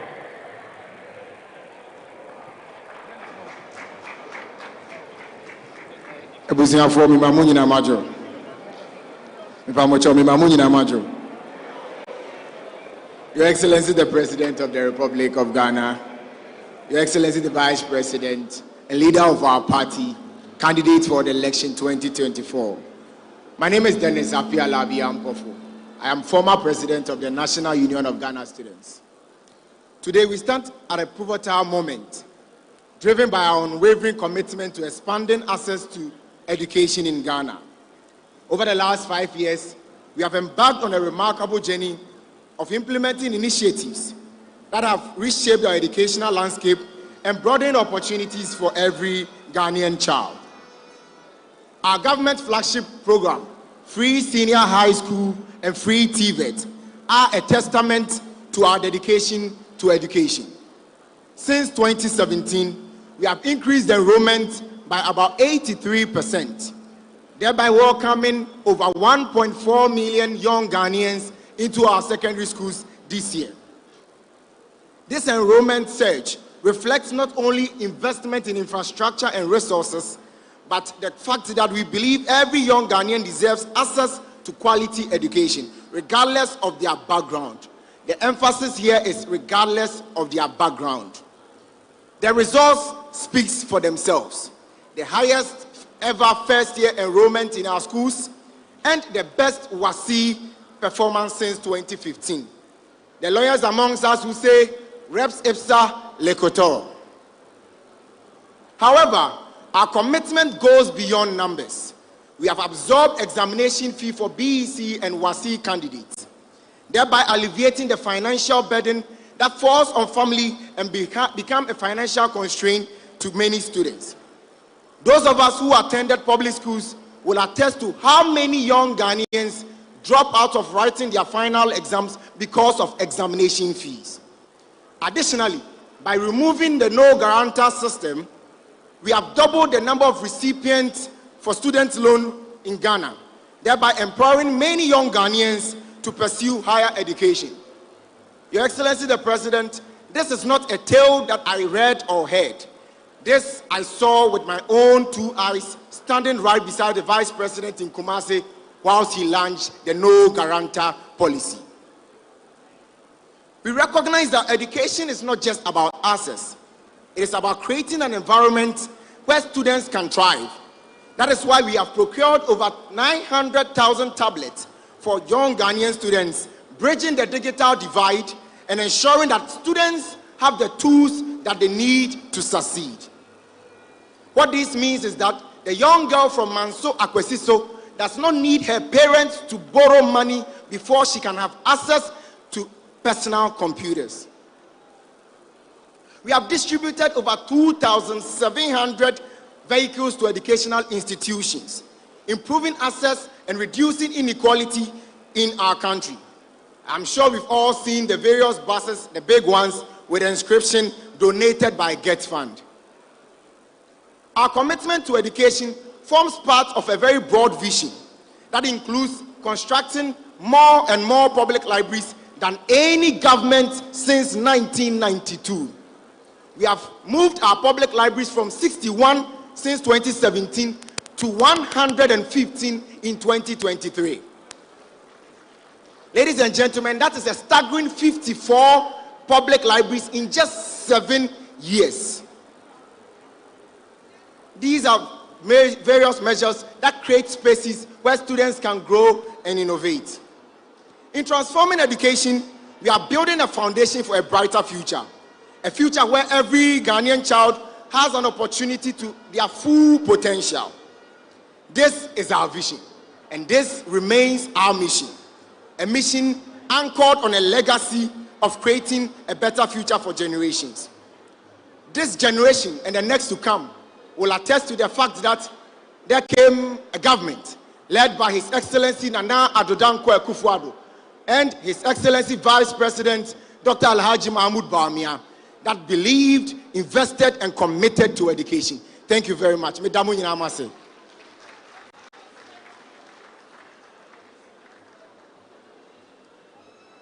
NPP has elevated Ghana's cultural heritage, making it a key economic driver. Initiatives like Year of Return and Beyond the Return have boosted tourism to almost 1.14 million visitors.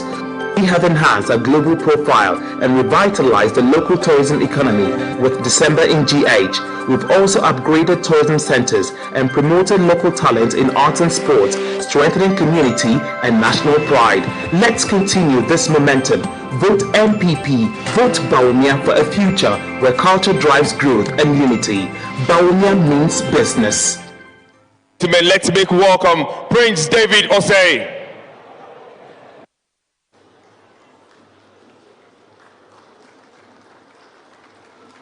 Thank you.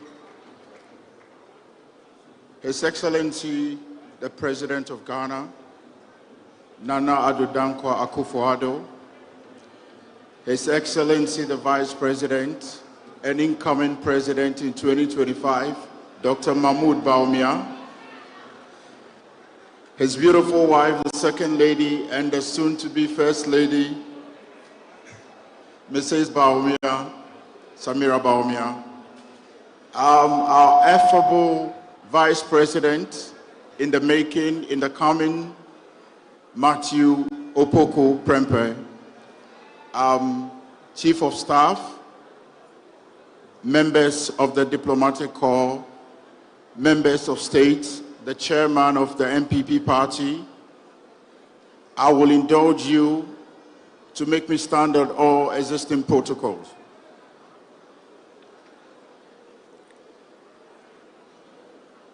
My name is Prince David Osei, and 7th November, no retreat, no surrender. We are voting for change, we are voting for progress, we are voting for digitization, we are voting for posterity. In 2019, Ghana successfully hosted the Year of Return, which was dubbed Ghana 2019, a year-long program of activities commemorating the centenary anniversary of the arrival of the recorded slave Africans in the United States. For those of us who did not understand what I meant by centenary, I meant 400 years of anniversary. The initiative was a massive success, and it opened the world's eye to Ghana as a hub of music, art, and entertainment. Eco-tourism and shone light on the rich ancestry and Ghana's role in the world history. It also contributed to the return of people with Ghana ancestry. People purchased lands and houses as they came back to Ghana, their motherland. 2019 has been, since 2019, there has been a huge number of people visiting Ghana, going beyond the return, and with a lot of tourists and returners continuing to flow in Ghana, contributing to the national economy, encouraging investors in both large and small scale, and strengthening Ghana's reputation abroad. The Akufo-Addo government has invested heavily in the renovation of sports stadiums across the country, including the Accra Sports Stadium, Baba Yara Sports Stadium, the Cape Coast Sports Stadium. In addition to this, the government has built sports stadiums in 10 regional capitals of our country. 6 of these stadiums, namely Wa in the Upper West, Dunkwa in the Office Central, Axim in Western, Domahinkro in Bono, Ho in the Volta, and Koforidia in the Eastern region. They are all ready, with the Koforidia Sports Stadium having been commissioned by His Excellency, the President of Ghana, Nana Addo Dankwa Akufo-Addo. The remaining 4 are expected to be completed this year. I think a round of applause will do. Thank you. With only 3... Agriculture and fisheries are crucial to our economy. The NPP has...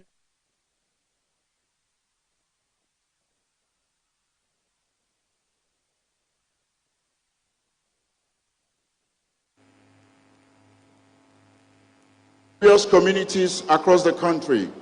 The government recognizes the value of sports in Ghana society and the role it plays in the lives of Ghanaian youth. As an instrument for a healthy lifestyle and a teacher of sound values such as cooperation, fair play, endurance, and moral courage. During the NPP administration, Ghana has been firmly established as a center for the arts, music, culture, and tourism. The NPP has the bold solutions to project Ghana positively and make most of its potential. A vote for NPP is a vote for posterity. I know times are hard. It's global. UK is just recovering from recession. America is tough. Canada is tough. Our neighboring countries, Nigeria, is equally tough. So to you watching me out there, the alternative is not a solution. The alternative will send us into an abyss of disaster. Vote for progress. Vote Baumia. Vote Matthew Poko Prempe as the incoming president. Now let me take you to a memory lane. We enjoyed free lights. We enjoyed free water during the COVID pandemic era. SMEs, money was given to people, small-scale businesses. This is the kind of leadership we had and we are having. Baumia taking over the baton is progress. I don't want you to be deceived out there. There is nothing the alternative can offer. Vote for digitization. Now you can go anywhere in Ghana because of the property address, the digital property address. You can use your Ghana card. Previously, if you wanted to get a passport, you had to write an essay. Vote for change, vote for Baumia, vote for progress. Love you. Fisheries are crucial to our economy. The NPP has enhanced these sectors with targeted initiatives with the Planting for Food and Jobs campaign, modernizing irrigation for drought-prone areas and subsidizing equipment for fishers. We promoted sustainable practices that not only boost productivity but also ensure long-term food security. As we look to the future, we remain committed to expanding these programs, introducing advanced technologies and increasing market access to empower our farmers and fishers even further. Our journey continues to fully harness the potential of our natural resources. Vote for Baumia. Baumia means business. Aguila. Jamaa sanunku daini. Yazanyore. Good evening, Ghana. My name is Tabitha Periene Ayela, and I'll be reading on agriculture and fisheries. Agriculture remains the backbone of our country's economy, nurturing a system that supports the population with diverse, nutritious foods and resilient crops. It is one of the keys in the industrialization of the economy, as well as an avenue for jobs and wealth creation. The NPP have a proven track record with regard to agriculture. Initiatives such as planting for food and jobs, rearing for food and jobs, agriculture for food and jobs, one village, one dam, one district, one warehouse, planting for export and rural development, digitization of the cocoa sector, pharmacists' pension schemes, the construction of fish and landing sites and harbors, which has added to the overall increase in agricultural growth rate at 2.7% in 2016 to 4.5% in 2023, and instilled vibrancy in the sector. The NPP government has made strides in the cocoa sector through a range of interventions, including introducing a living income differential of $40 per ton, digitization of the cocoa sector in the cocoa management system, the National Cocoa Farmers Pension Scheme, and the National Traceability System. Under our tenure, the crop sector has seen great progress. We have addressed the challenges of low levels of mechanization and low productivity of key crops, such as soybean, maize, and rice, inadequate availability of certified seeds, and the weak extension services through various initiatives. We have supplied tractors and accessories, power tillers, harvesters, planters, and boom sprayers to farmers at subsidized prices. Targeted specific crops such as maize and soybean to increase productivity to meet domestic and export demands. We have also recruited officers to improve the agricultural extension service provision. Under the NPP government, fisheries and aquaculture has improved and expanded through programs such as agriculture for food and jobs, the construction of harbors and landing sites, and the rehabilitation of hatcheries and aquaculture demonstration centers. Under the NPP, fish production has increased from approximately 435,098 metric tons in 2016 to 657,472 metric tons in 2022. The value of fish imports has almost halved from a $146 million to $74 million in the same period. We are a farmer and fisher-centered party. We understand the needs of the farmers and fisher folks and the needs of the customers. We can be trusted to build on the successes and the progress of agriculture and fisheries.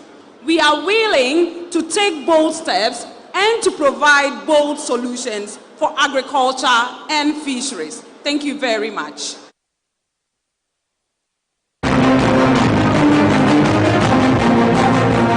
Under the NPP, Ghana's economy has grown significantly, even amid global challenges. We've launched successful job creation programs, attracted investment, and upgraded our infrastructure.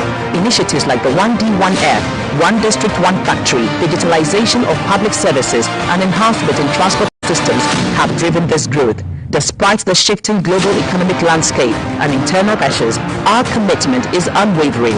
We are determined to further strengthen our economy, making it more robust and inclusive for every Ghanaian. The journey to a prosperous future continues with your support. Vote for Baumia. Baumia means business. Ladies and gentlemen, with a resounding round of applause, let's make welcome the Honorable Japa Mesa.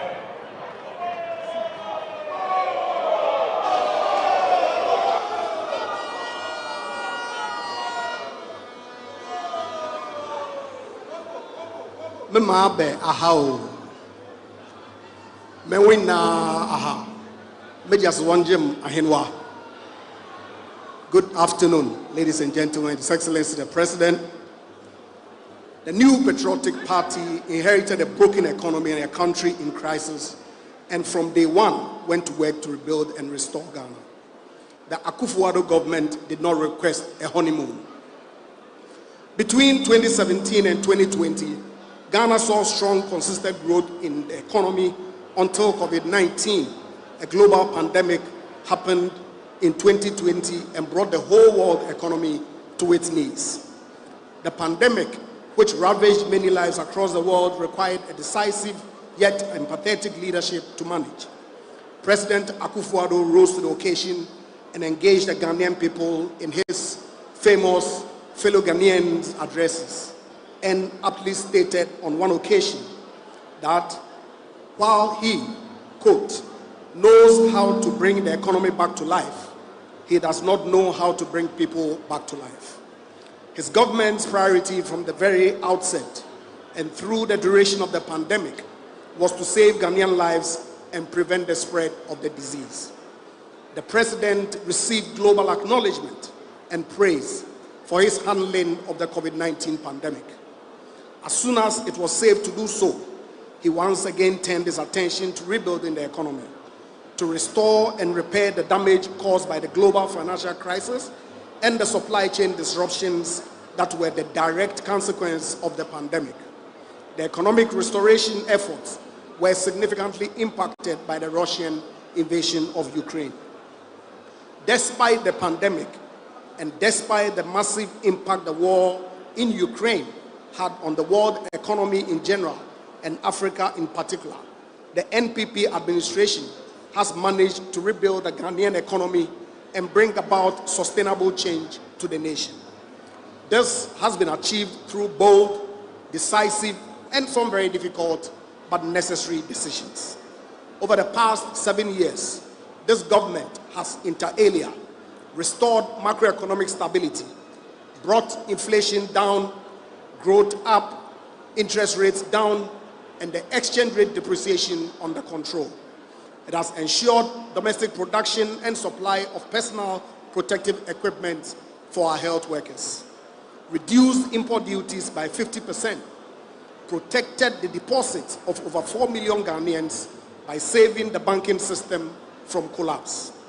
A leader is not lauded for the disasters that were avoided, but the Akufo-Addo-led administration has successfully managed some of the most challenging times in living memory.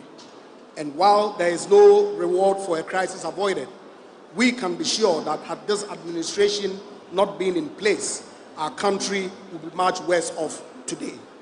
The NPP knows how to steer the country through challenging times and rebound the economy.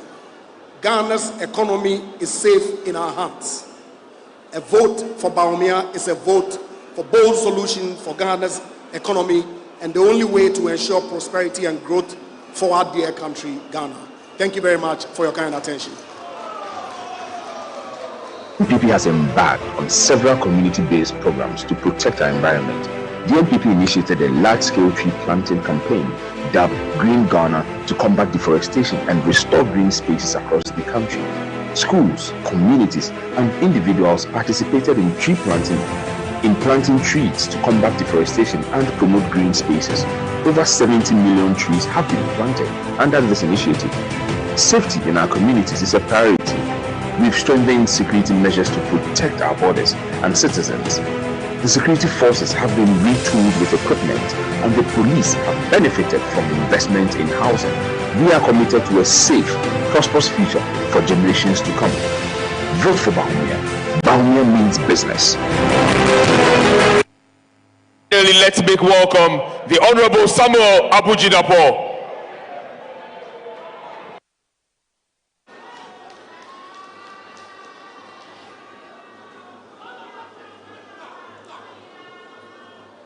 Gonja landa lama, Kagbanya lama, Mpe biara metro benki kega, Kabre, Jebotibo Party, Kiyile na, and Savannah region, and Sagane Bikike, Anyebe Churubinki Kega. Mr. President, incoming President, incoming First Lady, incoming Vice President, Mr. Chairman, thank you for your outstanding leadership.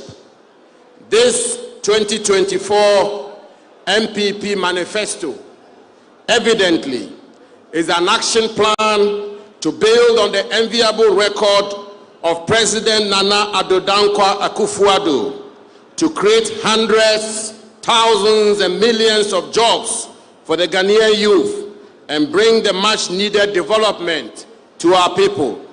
Let me, very briefly, highlight some of the remarkable achievements which, God willing, the incoming President of the Republic, Dr. Mahamudu Bawumia, will leverage to unleash prosperity for the Ghanaian people. Firstly, by dint of hard work and innovative policies, we have overtaken South Africa as the leading producer of gold on the continent and the 6th in the world.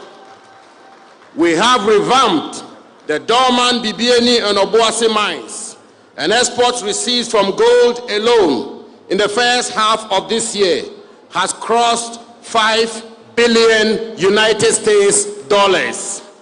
Our policies have attracted new investments into the country, with 3 new gold mines under construction by Newmont in the Hafo region, Kaduna Namdini in the Upper East region, and Azuma Resources in the Upper West region, which will consolidate our position as the leading producer of gold in Africa.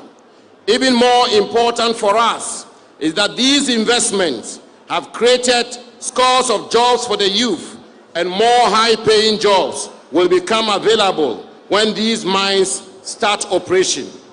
And with our value addition, local content and local policy, including the construction of refineries, mandatory listing on the Ghana Stock Exchange, and the reservation of jobs and the provision of some 50 goods and services for the Ghanaian private sector, the people of Ghana are benefiting directly from this new, enhanced, indigenous mining industry.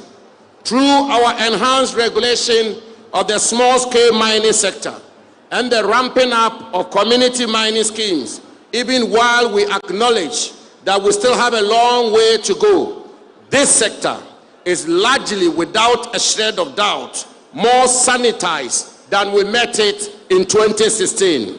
And the reduction of withholding tax on unprocessed gold in this sector from 3% to 1.5% has led to over 6,000% increment in gold exports from the small-scale mining sector alone.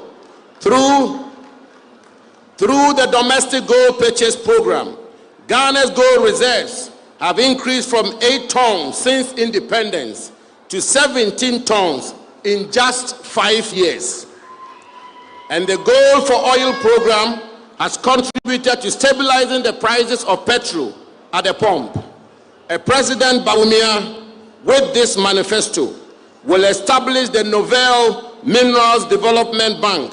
It will be jobs, jobs, jobs for the Ghanaian people. Large and small-scale mining will flourish, thereby creating jobs for the teeming youth of our country. Secondly, through our policies in the forestry sector, Ghana has become a global leader in forest management and nature-based climate action. Green Ghana alone has resulted in the planting of 52 million trees in just 4 years. Between 2017 and 2023 alone, some 721,000 hectares of forest have been cultivated, 5 times more than the 157,300 hectares cultivated in the whopping 53 years between 1963 and 2016. We are protecting our environment indeed. And we are digitizing the records of the Lands Commission to ensure effective and efficient land service delivery. And thirdly, we have kept a well-equipped armed forces and secured our borders for the past 8 years. The Akufo-Addo government has settled 13 million United States dollars arrears owed to peacekeeping personnel and increased their allowances from $30 to 35 United States dollars per soldier per day. Phase 1 and 2 of the Barras Regenerative Project, the transformation agenda of the military housing project for the Ghana Armed Forces, the 583 housing units constructed to support the accommodation needs of security services personnel of our country, the 933 vehicles, the 4,202 motorbikes, and the 3 helicopters provided to the Ghana Police Service, aside increasing the number of personnel by almost 40%, are just a few of the interventions made to secure our safety and security through our gallant men and women in uniform. In these 2024 elections, we, the youth, have a clear choice to make, like never before in past elections. A choice between 8 years of tangible and impactful achievement against 8 years of broken promises, doomsday, and an era of unemployment association of Ghana. A choice between this well thought through 2024 MPP manifesto, fashioned to expand opportunities for Ghana's private sector and create jobs for the young people of our country, and one which has been tried, tested, and failed woefully. Total failure it was. And above all, a choice between a smart, hard-working, youthful, and problem-solving leader of enormous personal integrity who will work for you day and night, and those who have been tried, failed, and are desperately attempting to recycle themselves. Never again. Let us therefore, young men and women, from Laura to Sekendi, from Hohoi to Asante-Mampong, from Saboba to Kintampo, and of course, from my beloved constituency of Damango, rally behind Dr. Mahamudu Bawumia and Dr. Matthew Opoku Prempeh and the new Patriotic Party, a game changer for the youth of Ghana. And so, my friends, fellow young Ghanaians, in all humility and modesty, I say to you today that this 2024 MPP manifesto will be strictly and sacredly implemented to the fullest by our outstanding and visionary leader, and by the grace of Almighty God, the next president of our republic, the man with bold solutions for the future, His Excellency, Dr. Mahamudu Bawumia. A vote for DMB, a vote for DMB, and NAPO is a vote for the youth. A vote for DMB and Dr. Matthew Opoku Prempeh is a vote for jobs. A vote for DMB and a vote for NAPO is a vote for bold solutions for the future. Fellow patriots, I am the 10th speaker and the final speaker.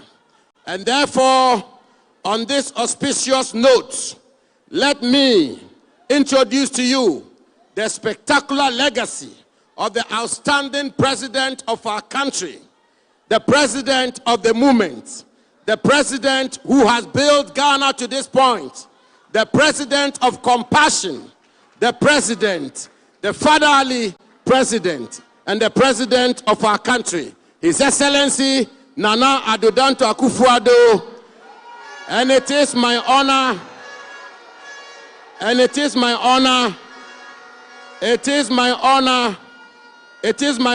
to introduce to you the legacy documentary titled, and I quote, "A Strong Legacy to Build On," end quote. Enjoy it. We are moving forward. We are firing forward. We are moving from north to east to west to south, and the new Patriotic Party is marching on to victory to make Bawumia the next president of this republic of ours. Thank you.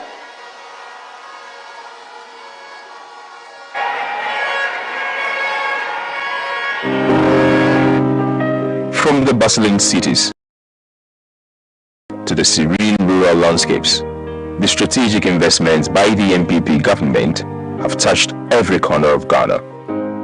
Since January 2017, under the visionary leadership of President Nana Addo Akufo-Addo and Vice President Dr. Mahmoud Bawumia, Ghana has embarked on a transformative journey guided by a commitment to progress, people development, and prosperity. Join us as we delve into the story of this remarkable journey. Education is the foundation of any thriving society, and the new patriotic party, the NPP government, recognizes that the future of Ghana rests in the hands of its youth. Since 2017, the government has undertaken bold and visionary steps to reshape the educational landscape of our nation, ensuring that every child, regardless of background, has the opportunity to succeed. The free senior high school SHS policy stands as a testament to this commitment. The establishment of science, technology, engineering, and mathematics STEM schools across the country is preparing our youth for the challenges and opportunities of the 21st century. Technical and vocational skills training TVET centers have been revitalized, ensuring that those with talent in technical fields have the tools they need to excel. Over 2,400 students are currently enrolled in STEM programs. Healthcare and infrastructure are the lifelines of any nation. This groundbreaking initiative aims to construct 111 new hospitals across the country. The government's investment in over 300 ambulances distributed nationwide has revolutionized emergency healthcare. Under the NPP government, road construction and rehabilitation have reached unprecedented levels. Major highways, bridges, and feeder roads are being upgraded and expanded, ensuring that every corner of Ghana is connected. Railways are experiencing a revival, with significant investment aimed at restoring and expanding the rail network. Airports, too, have seen significant upgrades, positioning Ghana as a key hub in West Africa. The Planting for Food and Jobs initiative has been at the forefront of this agricultural revolution. The groundbreaking program has provided farmers across the nation with access to high-quality seeds, fertilizers, and modern farming techniques. The impact is clear. Over 1.9 million farmers have directly benefited from the Planting for Food and Jobs initiatives, leading to a 45% reduction in rice imports as local production continues to grow. The government has invested heavily in expanding and retooling our security agencies, ensuring that they are well equipped to protect our nation from both internal and external threats. Through innovative policies and bold solutions, the government is ensuring that our natural resources are protected. The transition to renewable energy is a key pillar of this vision. Ghana is on track to achieve a 10% renewable energy mix by 2030. Social interventions are the cornerstone of an inclusive society, ensuring that no one is left behind, regardless of their circumstances. At the heart of these efforts, in the Livelihood Empowerment Against Poverty LEAP program, a flagship social protection initiative that has been a beacon of support for many low-income families. Since its expansion under the NPP government, LEAP has reached over 330,000 households. The school feeding program is another critical intervention that has transformed the lives of children across Ghana by providing nutritious meals to over 3 million students in more than 9,000 schools. Affordable housing is another area where the NPP government has made significant strides, providing affordable, quality housing for low and middle-income families. As we look into Ghana's next chapter, the NPP government remains dedicated to expanding and enhancing these programs. Together, we are building a Ghana that is not just prosperous, but fair, inclusive, and caring.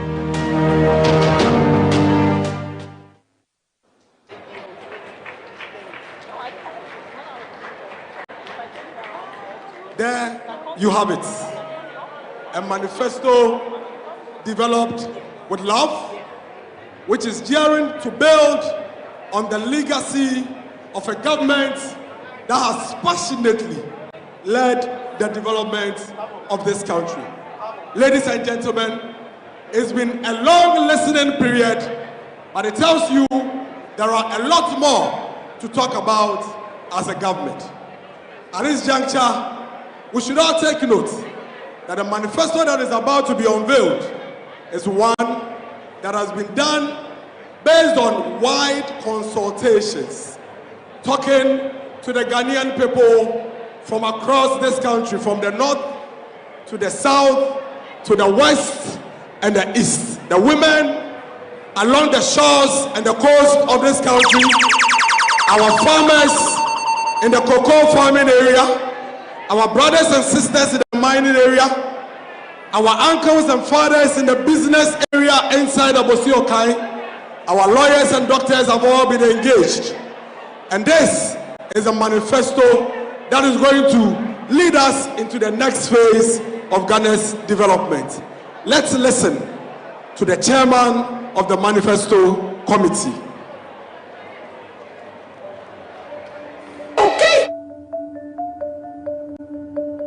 The NPP manifesto being unveiled today has gone through a meticulous process of engagement steered by Dr. Bahumia's commitment to uphold the core values of the party.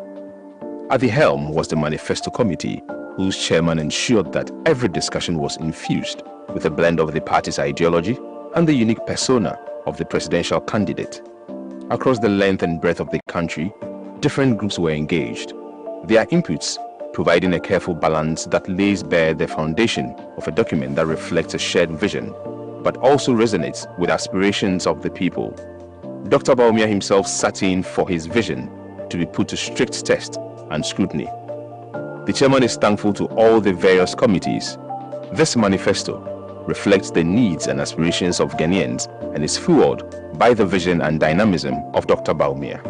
The manifesto is the social contract of the party, but in particular the presidential candidate of the party with the generality of the citizenry.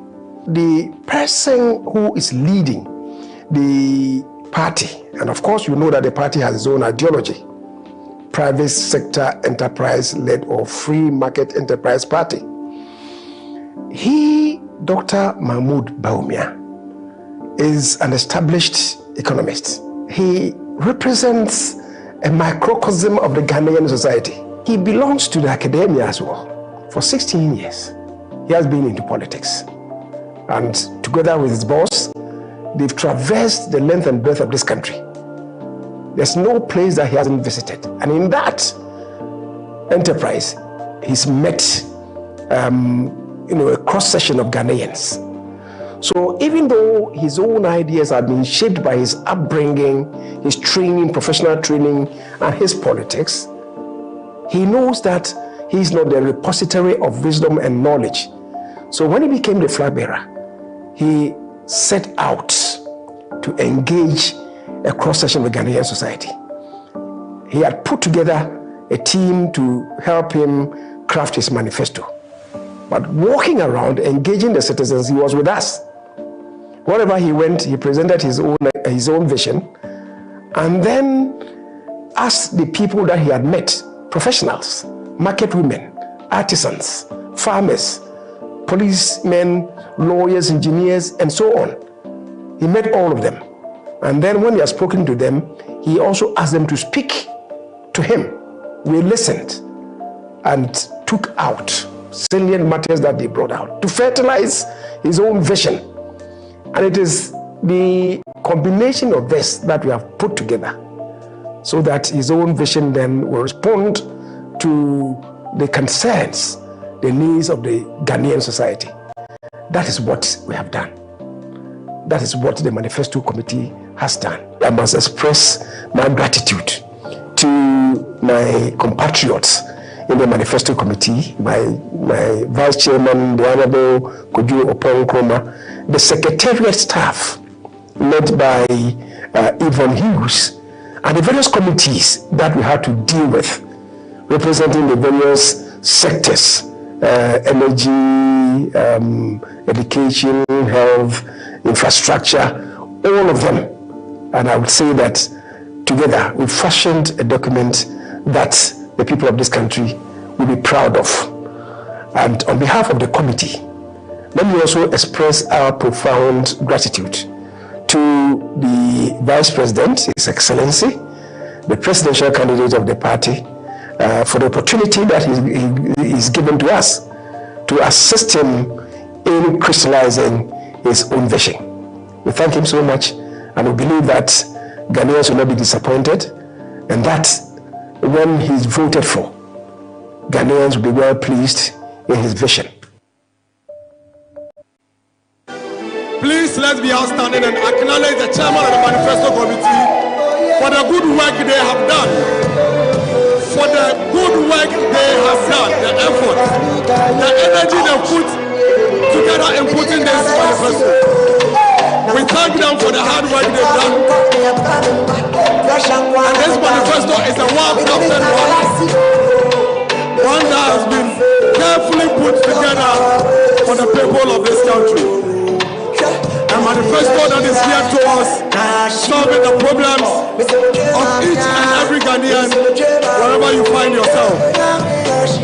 We thank you, Chairman. We thank the members of the committee. And we thank you for taking time to listening to every Ghanaian everywhere and putting this manifesto together. Thank you very much. Thank you. Please be seated.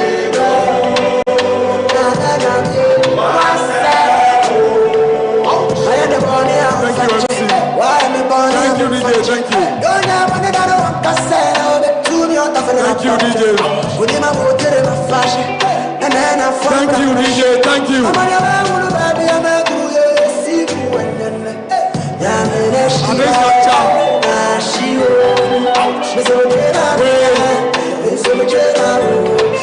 DJ, thank you. DJ, thank you. Thank you, DJ. Thank you. Thank you.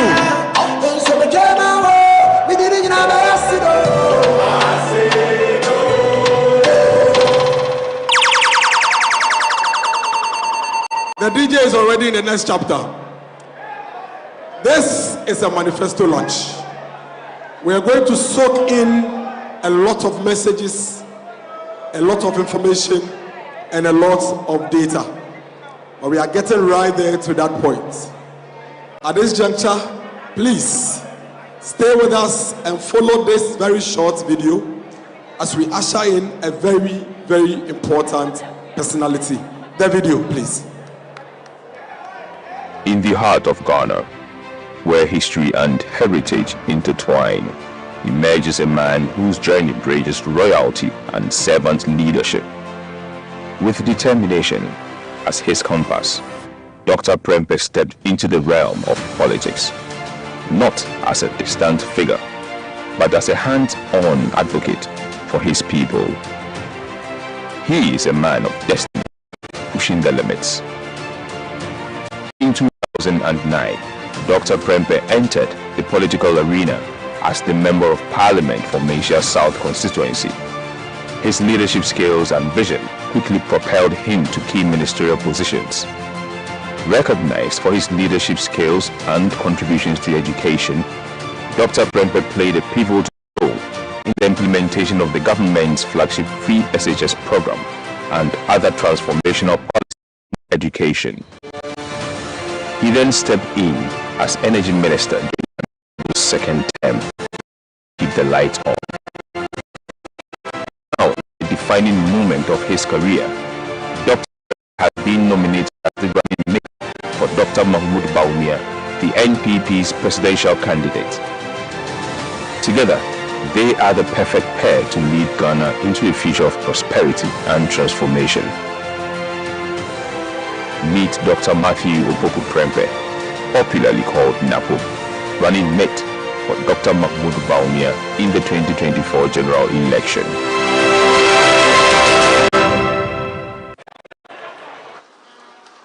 Ladies and gentlemen, the running mates of the New Patriotic Party, let's put our hands together for the incoming Vice President of the Republic of Ghana, Dr. Matthew Opoku Prempeh, aka Napo, the People's Man, the Member of Parliament for the good people of Mansia South. Please, put your hands together, let it be resounding. Make a lot more noise, make a lot more noise. The man of the moment, Your Excellency.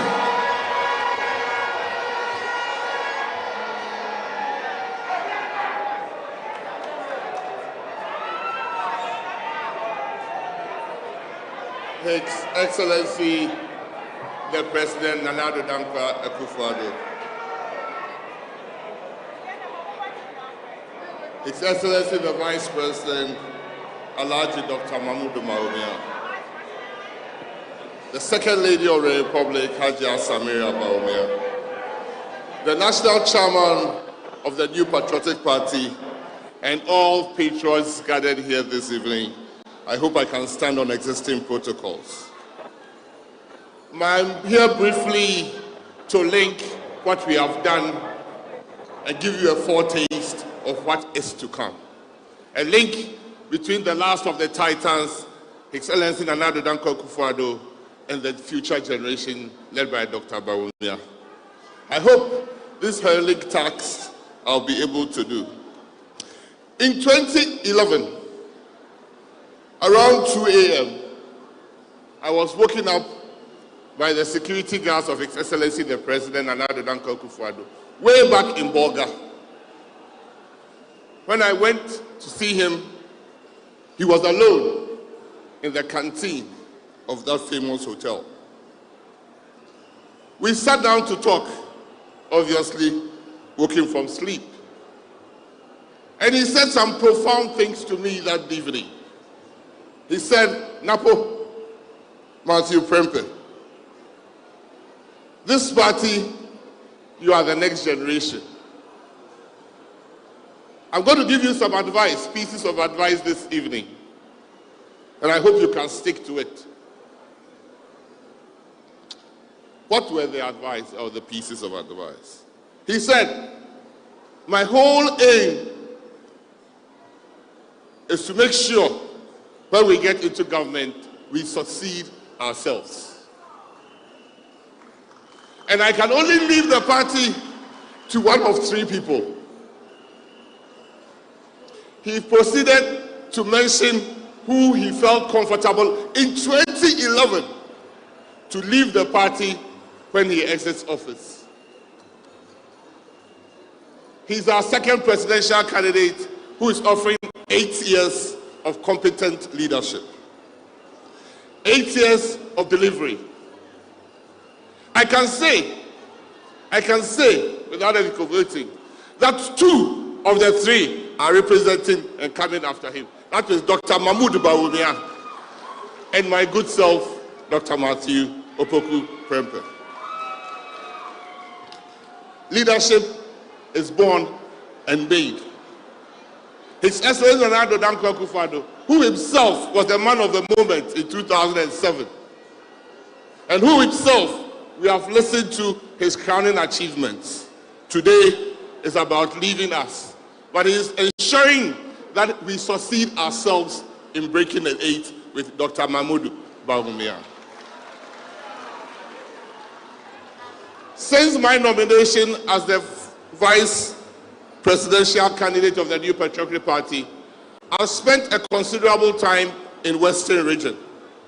I believe, apart from our mother regions, Ashanti and Eastern, the region that is akin to making the MPP the national governing party forever is the Western region. I've spent considerable time here. I've been through Amenfi, Wasa. I've been through Diskov. I've gone to Jura. I've gone to Nzema. I've gone to Ahanta. I've been to Esekado, meeting chiefs and leaders in all these communities. And I'm overwhelmed by the love and warmth of the people of this region. I've been everywhere with the chairman of the party and the regional minister of the region. And I can only say thank you for the good work you do on behalf of MPP. Patriots, we have a general election to win. We have a general election to win. And this general election, we will win. With God, it is possible. This is a call to duty. This is a call to duty. And today's manifesto launch is the show of our contest of our ideas and policies that is going to serve as a guiding light for His Excellency Dr. Mahmood Bawumia. When, by God's inshallah, 7th January when he assumes office. He promises us that he needs no honeymoon, and from 7th January, he's going to start working for and the people of Ghana. The MPP which he represents, which he leads, and when he says to lead is to solve, has a record of delivery. In 2016 and 2020, the MPP delivered on its manifesto. I do recall His Excellency Dr. Bawumia calling me to come and account for what we are doing and what so far we have done in education. That led some of us to think deep. Mr. President, your work has been shown that you are a man of Siadeyo Oka Oye. Based upon the work that you have done, I'm sure Ghanaians are going to give us the mandate to continue from where we are. Mr. President, what you did in education has not been even demonstrated here. In 2016, it was a contest of ideas. When you talk about free SHS and free TVET, you didn't stop there. From early childhood care and new nurseries you developed. You made sure that in the era of IT, every school gets a school laboratory, and it is in progress. You made sure every teacher gets a laptop for IT, and it is in progress. And you made sure every student in secondary gets a laptop, and it's in progress. Mr. President, when you assumed office in the year 2017, 40,000 Ghanaian students had passed their WASI exams but could not get their results because they couldn't pay examination fees. 40,000 Ghanaians at BEC and WASI could not get access to their results because they couldn't pay examination fees, not even school fees.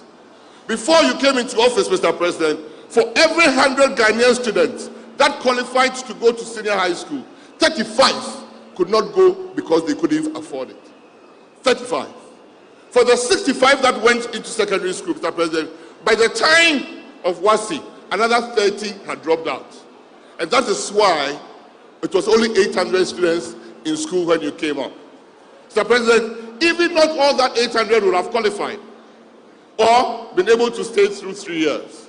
I can assure you the people of Ghana will forever remember you, that as we speak, every child that goes to secondary school leaves secondary school with the best results ever. The most profound thing, Mr. President, the most profound thing that you did in education, when the naysayers said it couldn't be possible, you made it possible. When the naysayers said you were diluting education, you were lowering standard, Mr. President, the first batch of free SHS stayed home 5 months because of COVID. And when they came back to school and they set for their WASI, the best results ever Ghana has had. 68% of all A18, aggregate A1, 8 subjects happened for that group. 68%, the whole of West Africa. Ghana got 68% of A1s, 8 subjects. Not only that, we for the first time passed all 4 core subjects. That had never happened, Mr. President. Not only that, the best 3 students that ever happened came from your country, Ghana. That is leadership. That is delivery. That is leadership. Mr. President, we moved from education to energy under your watch. And we said, no longer will Ghana have doom so. In fact, by 2017, when you got into office, it had been 5 years of doom, doom, doom, doom, doom.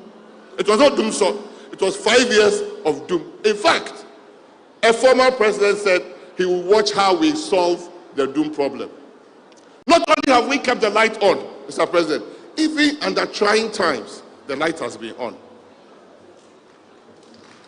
Mr. President, I can say that the average electricity prices now is cheaper, dollar by dollar, from between 2017 and now. You have not only exhibited competence, you have exhibited leadership par excellence, Mr. President. I do know that right behind beside you was Dr. Mahmoud Bawumia. If you set the vision, he set the mission. If you ensure delivery, he made sure your government ticked. No wonder you've pulled all stops to let him succeed. And surely God will bless your effort, Mr. President.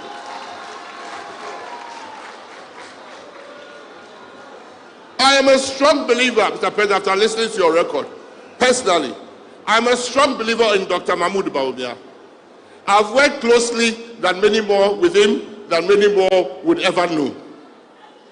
I believe in his ability and his knowledge, and surely he's the man of the moment. I, Monsieur Pokupempe, I am committed to serving him loyally, to ensuring his vision is translated to a mission and an action purpose for myself. I know his vision is for a brighter, better, business-friendly country called Ghana. And I pledge to even work harder to support this vision. There is so much we can do, patriots, together if we pull all our hearts and minds together towards that common goal, that common shared purpose of victory 2024 December.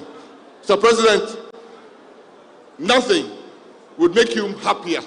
No legacy would ever pass the fact that on 7th January, your sword will be handed over to your Vice President, Dr. Mahmoud Bawumia.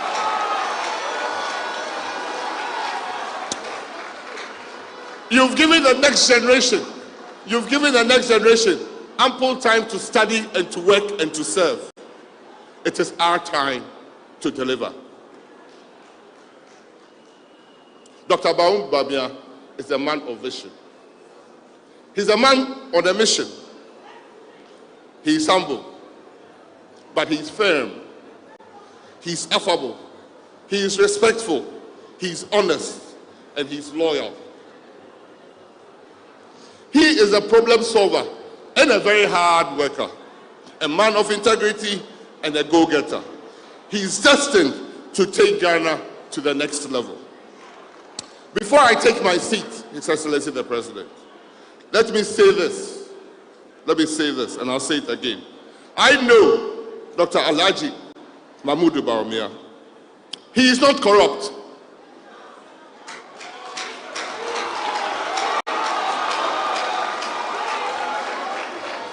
And will not be corrupted. In his public life, Mr. President, he has never been accused of corruption. And in his public life, he has never been investigated for corruption.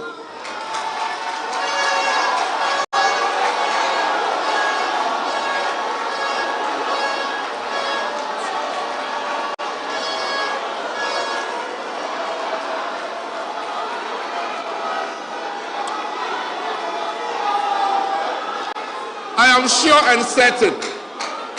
am sure and certain that you are giving an honorable man to continue where you left off. No matter what the naysayers say, Mr. President, he is not corrupt. He has never been accused of corruption. And he has never been investigated for corruption. And he will never be corrupt.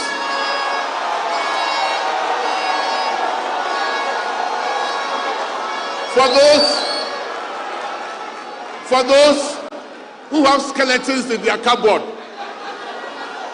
for those who have skeletons in their cupboards and think the election is far gone for them, Dr. Mahmoud Bawumia will win the 7th December general election and presidential election.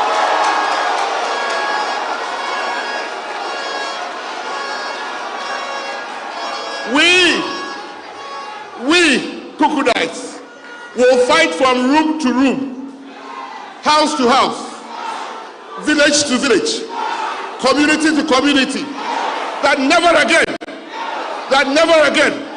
will we have doom so. Never again will there be petrol queues. Never again will money be the determinant of how much education level you can achieve. And surely the day of our accountability is coming straight to some of them who have skeletons in their cupboard. I will promise that we will work and work and deliver a better Ghana for your legacy purposes. Thank you. Oh, Jesus.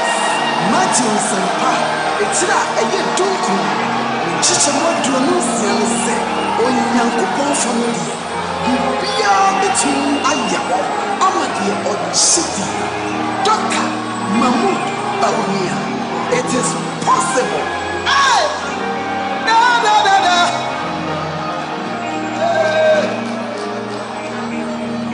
Nimdia Onyankupo dia tumuano. Ayo my Ghana punti ontia. Anonti abrana sosa. Ubedi wa mayanim. Ay! Achadia asudi atumuano. Dr. Mahmoud Bawumia. Ayo my Ghana punti ontia. Anonti abrana sosa. Neba ubedi omayani Doctor Yehio Dr. Mahmoud Bawumia Yehio Nimtiani akukodro Awu brasiani nkabomunti Omaigana frafrawo Dr. Yehio Dr. Digita Yehio Dr. Mahmoud Bawumia Yewo Unukradiani watoyanti Unyamisiro Ani umabro unutia Enyankanyina Frafra Dr. Yehio Auradinti Yebebreki Etino Ampipi Bebreki Etinua Sauradi kwa David Frisraso Deliver Israel so in India. Auradi Matimia, you are free wale. With God, all things are possible. This is Auradi kwa David Frisraso. Mani bekum Korea Tedia. Auradi Matimia, you are free wale. Doctor, with God, all things are possible. It is possible. Yes, it is possible. With God, my God, all things are possible. It is possible. With God, it is possible. My God, you are God. All things are possible. I hear the song. Catch me, David said. We are fra Goriati ya wechina waniwe wa kufiti ni mafrasi enti David wunchumi na David kachira wa so se Papa urade de leba shamensa urade di Goriati momotuni eba shamensa na so ka se ko na urade ebe diwachi enadai Meba Dr. Mahmoud Bawumia Ensro na me asafo urade makame wontam se sedia mesusu no sara na bebam na sedia mabo mitiri no sara na ebetina yade na yana meba na ubeden kunim wonni nkuguo tabiarada yeah. Oh, Doctor Yehio Dr. Mahmoud Bawumia Yehio Nimtiani akukodro Awu brasiani nkabomunti Kana mabrunyina frafrawo Dr. Yehio Dr. Digita Yehio Dr. Mahmoud Bawumia Yewo Unukradiani watoyanti Unyamisiro Ani umabro ununtia Agrafonyina Frafrawo Dr. Yehio Yena you for Fonina. Yanuanuka Fonina. Yababana Sofunina from Doctor. Yeah.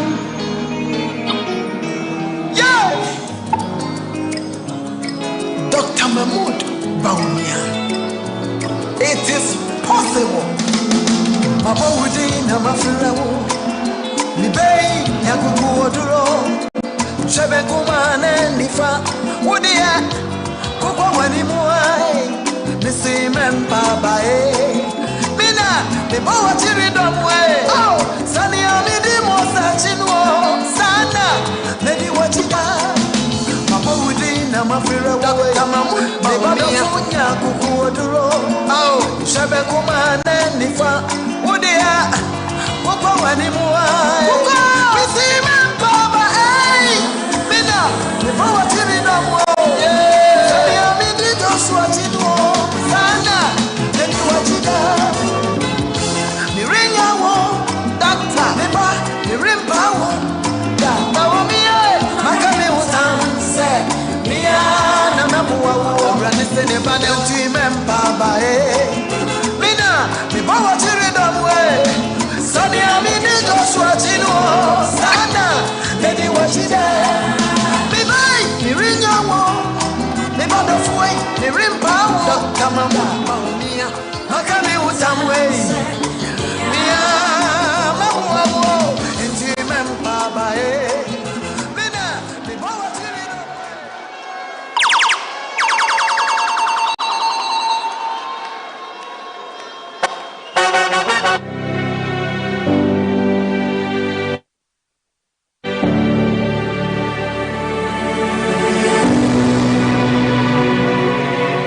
Dr. Mahmoud Baumia, pioneering progress for Ghana, the heartbeat of the nation. Ghana stands at the threshold of the next chapter, and at its helm stands Dr. Mahmoud Baumia, a leader of vision who embodies the fusion of heritage and progress.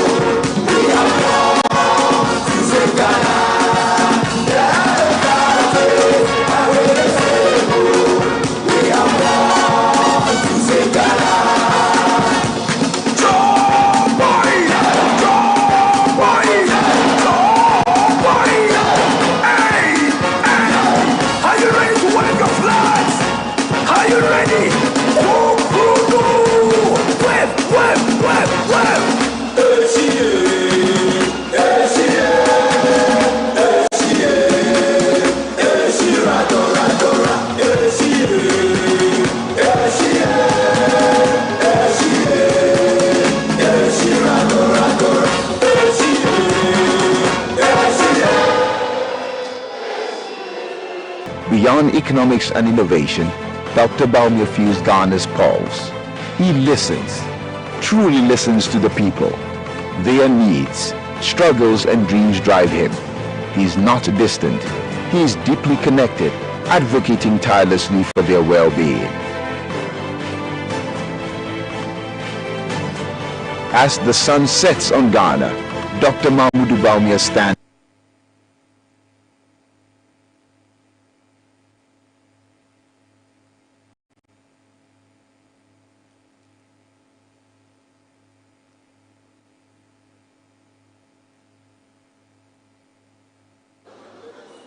the future.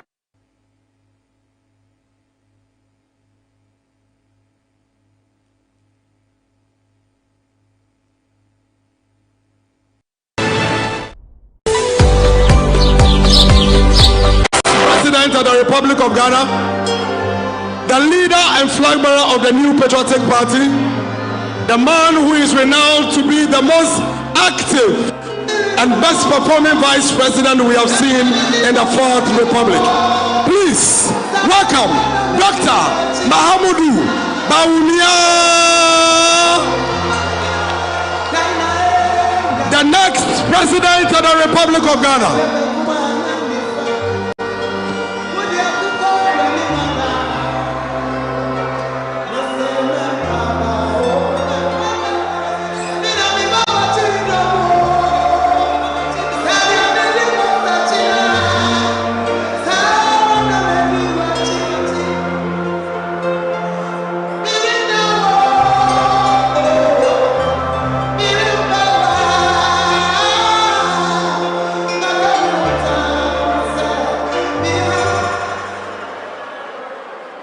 Thank you very, very much.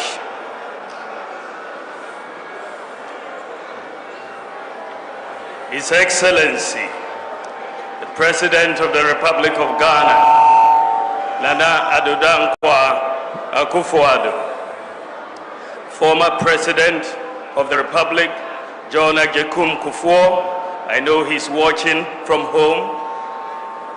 Second Lady, Samira, my beautiful Samira. National Chairman, Stephen Ayensu in team,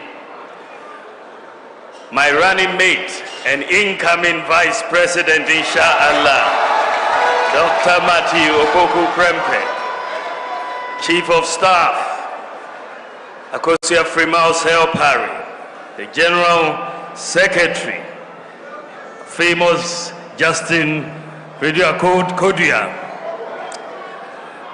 Ministers of State, Members of Parliament, of course not forgetting the Majority Leader of Parliament, our parliamentary candidates, our MMDCs, Chairman of the Council of Elders, the National, Regional, Constituency and Polling Station Executives, the media, ladies and gentlemen, I extend a warm welcome to you all. I stand here filled with a lot of emotion, humility, and nostalgia. 16 years ago, right here in this beautiful city of Sekondi Takoradi, I was outdoored to the good people of Ghana as the running mate to the visionary leader, then flag bearer and leader of the New Patriotic Party, His Excellency President Nana Addo Dankwa Akufo-Addo. Today, I am privileged to return to Takoradi, this time against all odds, as the presidential candidate of the New Patriotic Party to launch the 2024 Manifesto of the party. With God, it is possible.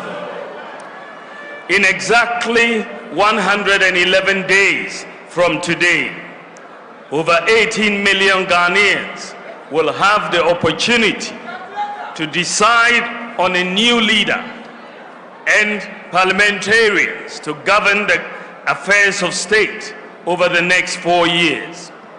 Fellow Kukrudites, the race is on, and I know, and you know, and they know that the momentum is on our side. I have witnessed firsthand the enthusiasm, commitment, and determination of the rank and file of our party, the great New Patriotic Party, to break the eight and usher in life-transforming ideas that will deliver broad-based prosperity to all Ghanaians. From my possibilities tour, I came across hope, expectations, and the belief that it is possible to transform Ghana and create a sense of pride in the Ghanaian. Our tradition, the Dankwa Dombo Buzia tradition, has not only been the vanguard of the rule of law and governance, but also pace setters and drivers of the life-changing policies and interventions.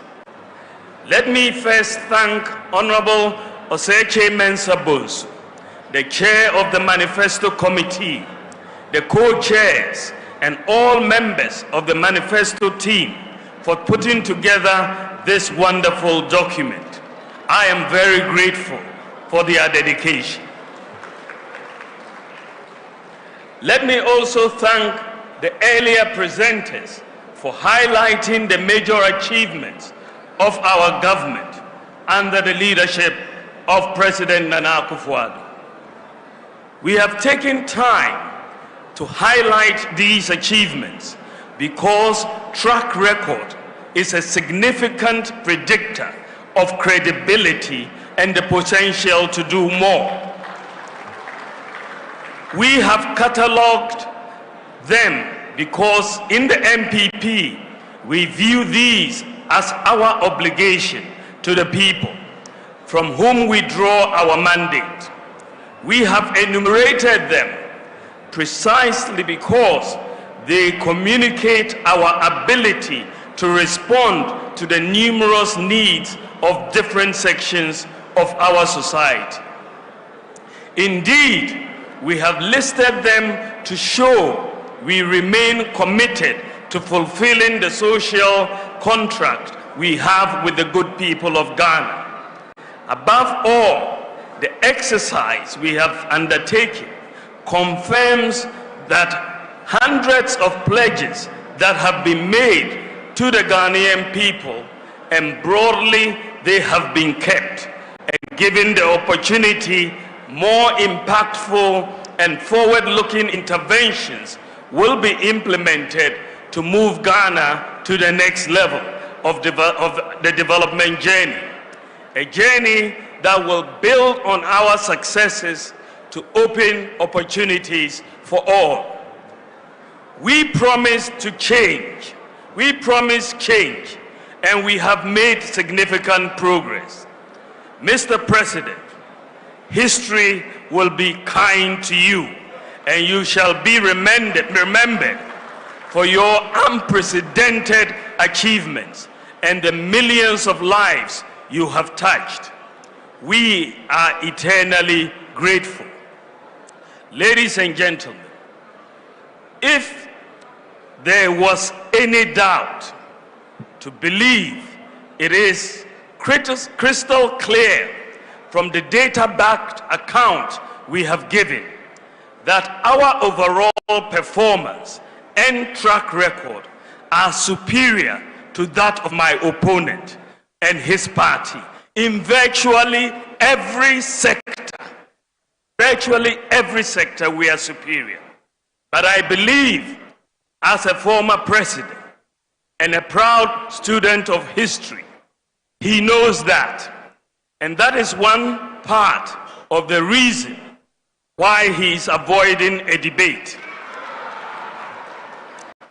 The other part, of course, is about the courage and the confidence to put what he intends to do differently this time around with the power he seeks, side by side to the vision I have for Ghana and the clear roadmap to getting the work done. That is the choice we are presenting to you, the Ghanaian voter, on December 7th. Ladies and gentlemen, notwithstanding our superior performance, there remains the fact that between 2020 and 2022, we experienced severe challenges triggered by the pandemic, which brought the world and our country to a thundering halt. The world experienced the greatest economic depression since the 1930s, with most countries recording negative GDP growth. Supply chain disruptions and the rising price of oil resulted in major increases in the prices of fuel, freight, and food across the globe. Indeed, Ghanaians were hit very hard by rising food prices, increased exchange rate depreciation, rising fuel prices, and rising transport fares. Our debt became unsustainable and had to be restructured. Bondholders saw a sharp decline in their net worth following the painful yet unavoidable debt restructuring program. We faced very challenging times, but with calm leadership and the support and understanding of the good people of Ghana, we have weathered the storm, and the economy is firmly on the path of recovery with increasing GDP growth and declining inflation. It is gratifying to note that our policy interventions have started yielding the desired macroeconomic results. Many economists and analysts have rightly stated that Ghana has turned the corner, but we know that for many families, the cost of living is still very high. The hardship is real, and we commit to doing more to relieve the difficulties Ghanaians are facing. We are equally committed to creating more job opportunities that will significantly reduce youth unemployment among the national population that has increased over 5 million in the last 8 years alone.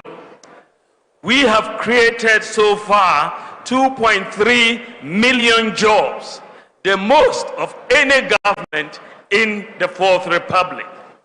But youth unemployment remains a major concern and that confronts us, and we are committed to doing even more. This is why, ladies and gentlemen, it is better to continue with a party that has created more jobs than any other in the Fourth Republic than go back to a party and a leader who, after 4 years of doom so, created more unemployment than any government in the Fourth Republic. Ghana needs bold solutions to deal with the challenges we face, and that is what I am offering in asking for the mandate of the Ghanaians.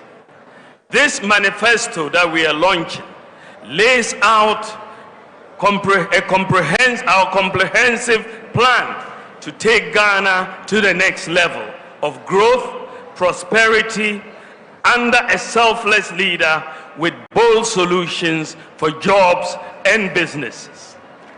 Ladies and gentlemen, my vision, as I have stated, is to create a tent big enough to accommodate every Ghanaian, to tap into the resourcefulness and talents of our people, irrespective of our different ethnic, political, and religious backgrounds, to channel our energies into building the kind of country that assures food sufficiency, safe, prosperous, and dignified future for all Ghanaians, to create sustainable jobs with meaningful pay for all, and for Ghana to participate fully in the fourth industrial revolution using systems and data.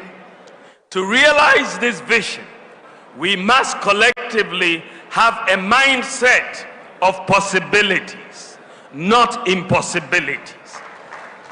There is a critical failure of mindset that manifests itself in the absence of core values, patriotism, and principles within our society. We need to invigorate the can-do spirit of Ghanaians, to believe that we can even do better than we have ever imagined if we put our minds to it. For example, students from Mamfi Girls and Prempeh College have won international robotic competitions against their peers in the US, Germany, South Korea, and so on. Recently, Dr. Angela Tabiri from Ashaiman was crowned the world's most interesting mathematician after a global competition with some of the best mathematicians in the world. The mindset of possibilities must be inculcated in our children from home and school. This is why we are going to introduce a growth mindset curriculum in our schools to help students build critical skills such as problem solving, risk-taking, opportunity spotting, and design thinking. Ladies and gentlemen, we have experienced a major economic crisis, and with your support, weathered the storm. But we are not yet where we want to be. It is therefore very important to protect and expand our rebounding economy, to attain and sustain macroeconomic stability with low inflation, low interest rates, exchange rate stability, and low budget deficits. Fiscal discipline and private sector empowerment will be the key to realizing our commitment to job and wealth creation. To sustainably reduce the budget deficit and interest rates, my government, inshallah, will enhance fiscal discipline through an independent Fiscal Responsibility Council enshrined in the Fiscal Responsibility Act. The Fiscal Responsibility Act will also be amended to add a fiscal rule that requires that budgeted expenditure in any year does not exceed 105% of the previous year's tax revenue. This will prevent the experience of budgetary expenditures based on optimistic revenue forecasts which do not materialize. Ladies and gentlemen, furthermore, my government will reduce the fiscal burden on government by empowering the private sector to do more. Fundamental to building any modern, prosperous society is ensuring that access to education and health is available to all, and that there is a safety net for the most vulnerable. Under the two-term administration of His Excellency Nana Addo Dankwa Akufo-Addo's government, I can say without any fear of contradiction that no past leader has done more to uplift the poor and the vulnerable in society than my boss. We put in place new ones and expanded existing social policies and programs for the masses across Ghana, like the free senior high school, free TVET, Agenda 111, one constituency, one ambulance, expanding school feeding, national health insurance care for childhood cancer, sickle cell patients, and kidney dialysis, and so on. I pledge to you that my government will protect and deepen all these programs that several millions of you depend on. From my interactions with the people, the three top major concerns of Ghanaians are the cost of living, jobs, and roads. The 2024 Manifesto of the new Patriotic Party prioritizes what you, the Ghanaian people, say are your priorities. The manifesto lays out a clear path of how we plan to solve these major problems, among others. That is why my government will make business and jobs our #1 priority. True to our philosophy, I believe the private sector has the capacity to provide jobs and create wealth for society.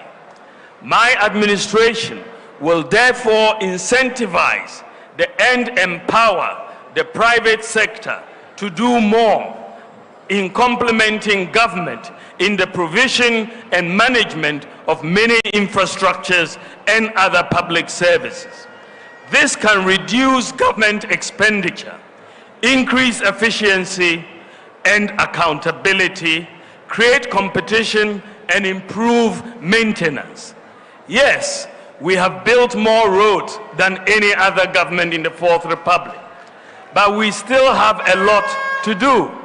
In the last 8 years, we have been deliberate in empowering Ghanaian contractors to undertake many major infrastructural projects that would otherwise have gone to foreign contractors.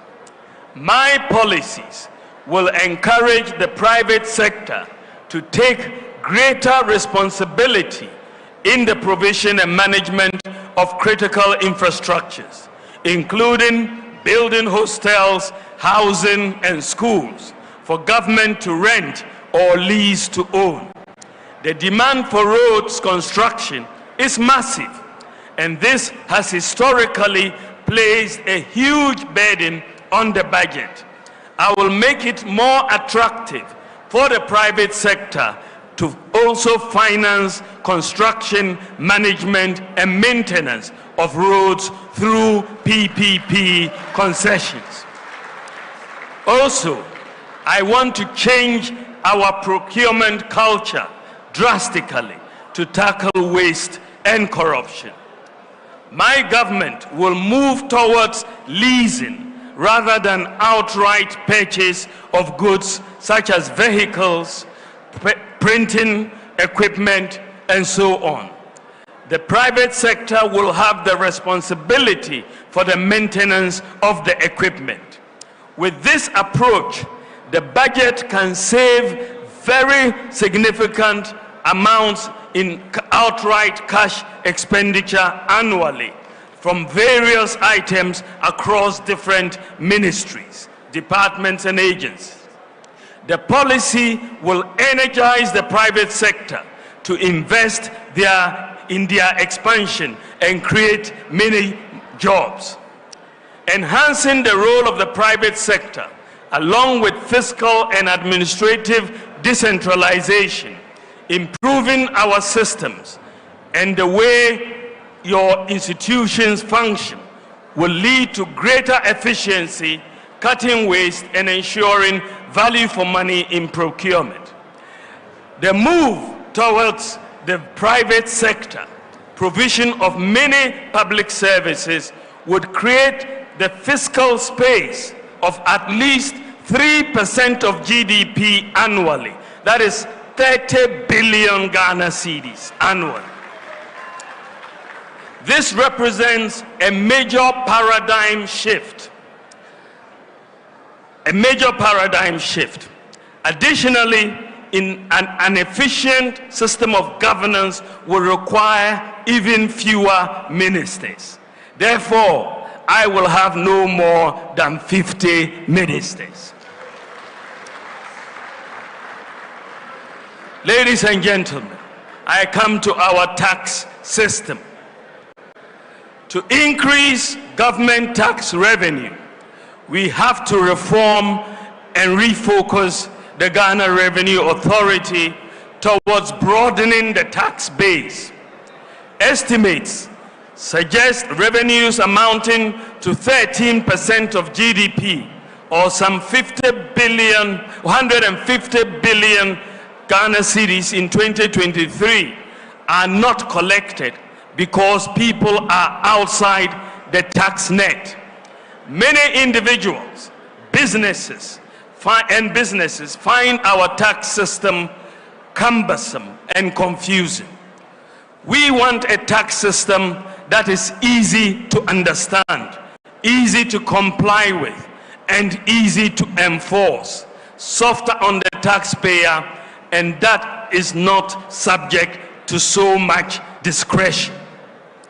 The next MPP government will introduce a very simple, citizen-friendly, and business-friendly flat tax system.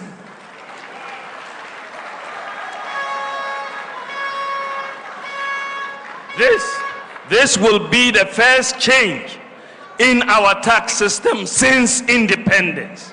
No government has thought about changing the tax system. But it is the MPP party that is saying it is time for a change in the tax system. A flat tax system, and a flat tax will be of a percentage of income for individuals and businesses with appropriate exemption thresholds set to protect the poor. With the new tax regime, the tax return should be able to be completed in minutes. We will also simplify our complicated corporate tax system and VAT regime. We will reform the VAT tax regime by merging all levies into a single line item levy and treat the merged levy as part of input and output VAT to eliminate the cascading effect in the current regime. To start the new tax system on a clean slate, my government will provide a tax amnesty, that is a complete exemption from the payment of taxes and the waiving of associated interest and penalties up to a certain year to individuals and businesses for failures to file taxes in previous years, so that everyone will start afresh on a clean slate.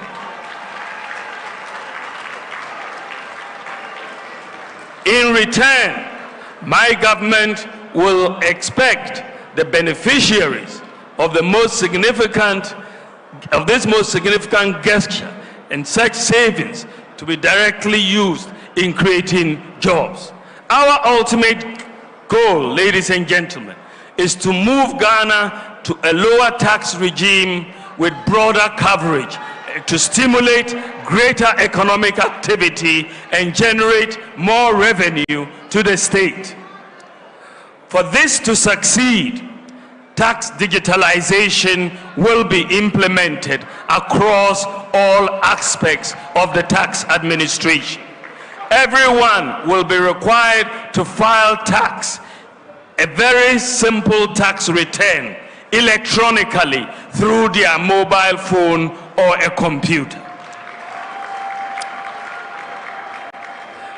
There will be no manual or paper filing of taxes anymore. Faceless assessments will provide transparency and accountability. There will be no need under this new tax regime. There will be no need for GRA to send officers to sit in shops, to close shops. E-invoicing, as being implemented by GRA, will also be extended. I now come to support for business. Ladies and gentlemen, my government will be for business because, true to our philosophy, I believe the business of government is to empower business to deliver for society. We will therefore support the growth of businesses by the following policies. We will incentivize Ghanaian startups in selected strategic sectors with investment tax credits for the first 3 years of their operations. A flat rate system of duties for all importers will be implemented, bringing predictability and stability on prices of imported goods. We will harmonize port charges to align the charges with the charges in competing regional ports, particularly Togo. Duties in our ports will not be higher than the duties in Lomé, Togo.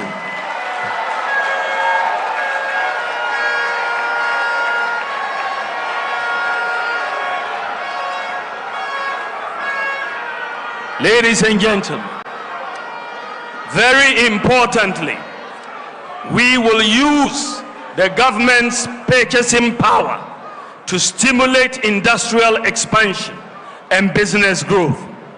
This will help create jobs by rolling out a Buy Ghana First policy, under which all goods and services procured by the public sector will first be filled by goods and services produced locally.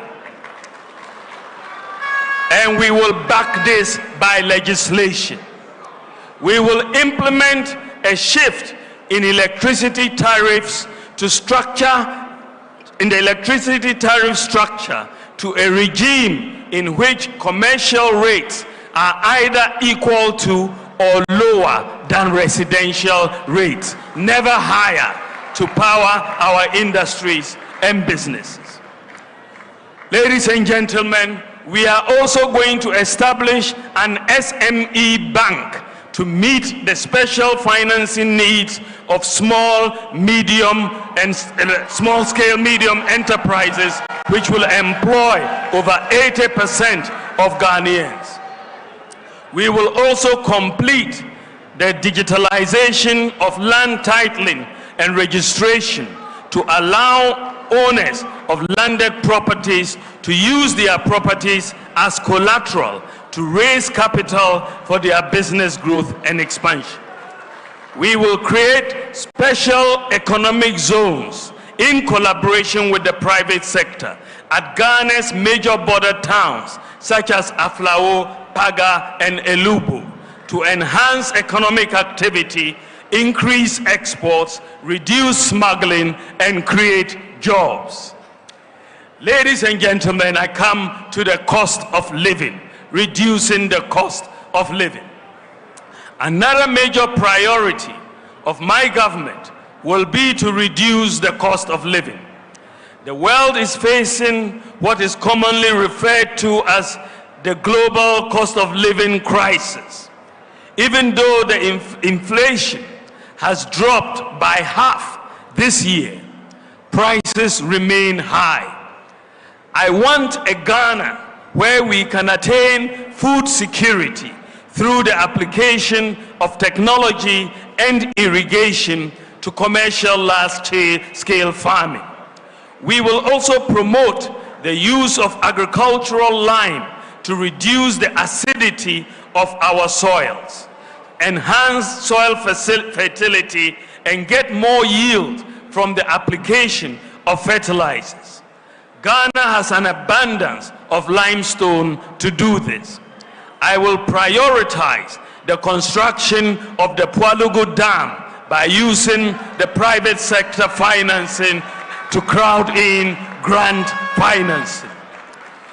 Ladies and gentlemen, we will also ensure food security by stabilizing the prices of foods produced locally through financing and guarantees from the Development Bank Ghana and the Ghana Incentive-Based Risk-Sharing System for Agricultural Lending, also known as GESL.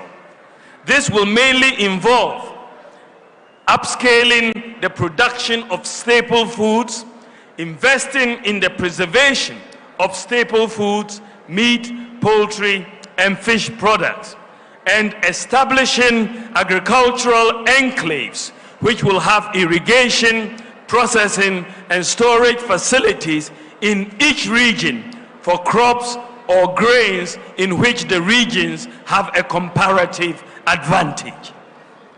We will reduce the cost of transportation by promoting and supporting electric vehicles for public transportation. By the grace of God, I hope the first 100 buses that we will be introducing for public transportation will hopefully, inshallah, arrive before the end of December this year.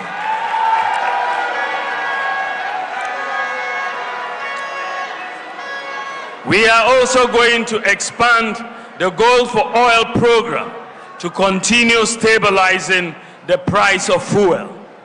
Stabilizing the price of spare parts through the flat rate duties for all importers policy which will bring predictability and stability on prices of imported goods. Ladies and gentlemen, we are also going to make your driver's license valid for 10 years and extend the renewal period to 5 years. Under a housing for all policy, I will also have a major focus on the provision of public housing in the same manner that Singapore did. We will partner with the private sector to build large housing estates without the government having to borrow or spend. Also, the National Rental Assistance Scheme, which has worked so well with thousands of beneficiaries, will be enhanced to deal with the problem of the demands of rent advance of 2 years or more. We will also ensure a variety of accommodation types to meet different pockets and needs as follows. In social housing, we'll be including homeless shelters, overnight stay for the vulnerable, and expanded rental assistance schemes for low-income workers. In the area of affordable housing, we'll be including district housing projects through incentives to the private sector real estate industry, as well as expanding the services of the revived State Housing Company and the Tema Development Corporation and the National Home Ownership Fund, and improving housing finance through an expansion of the mortgage lending market, as well as rent-to-own schemes. Ladies and gentlemen, we will use a variety of ways to deliver access to the various types of accommodation. For example, social housing. We will provide public lands within our main cities to private developers, and in order to benefit, make it mandatory for them to set aside between 20 and 30% for low-income social housing units with subsidized rents. Significantly, ladies and gentlemen, improving the availability and affordability of power. We will do this by bringing on board 2,000 megawatts of solar power and incentivizing users by buying access to power they generate from their solar systems and paying with free electricity from the national grid when they need power through net metering. We will continue to make accessing services easier.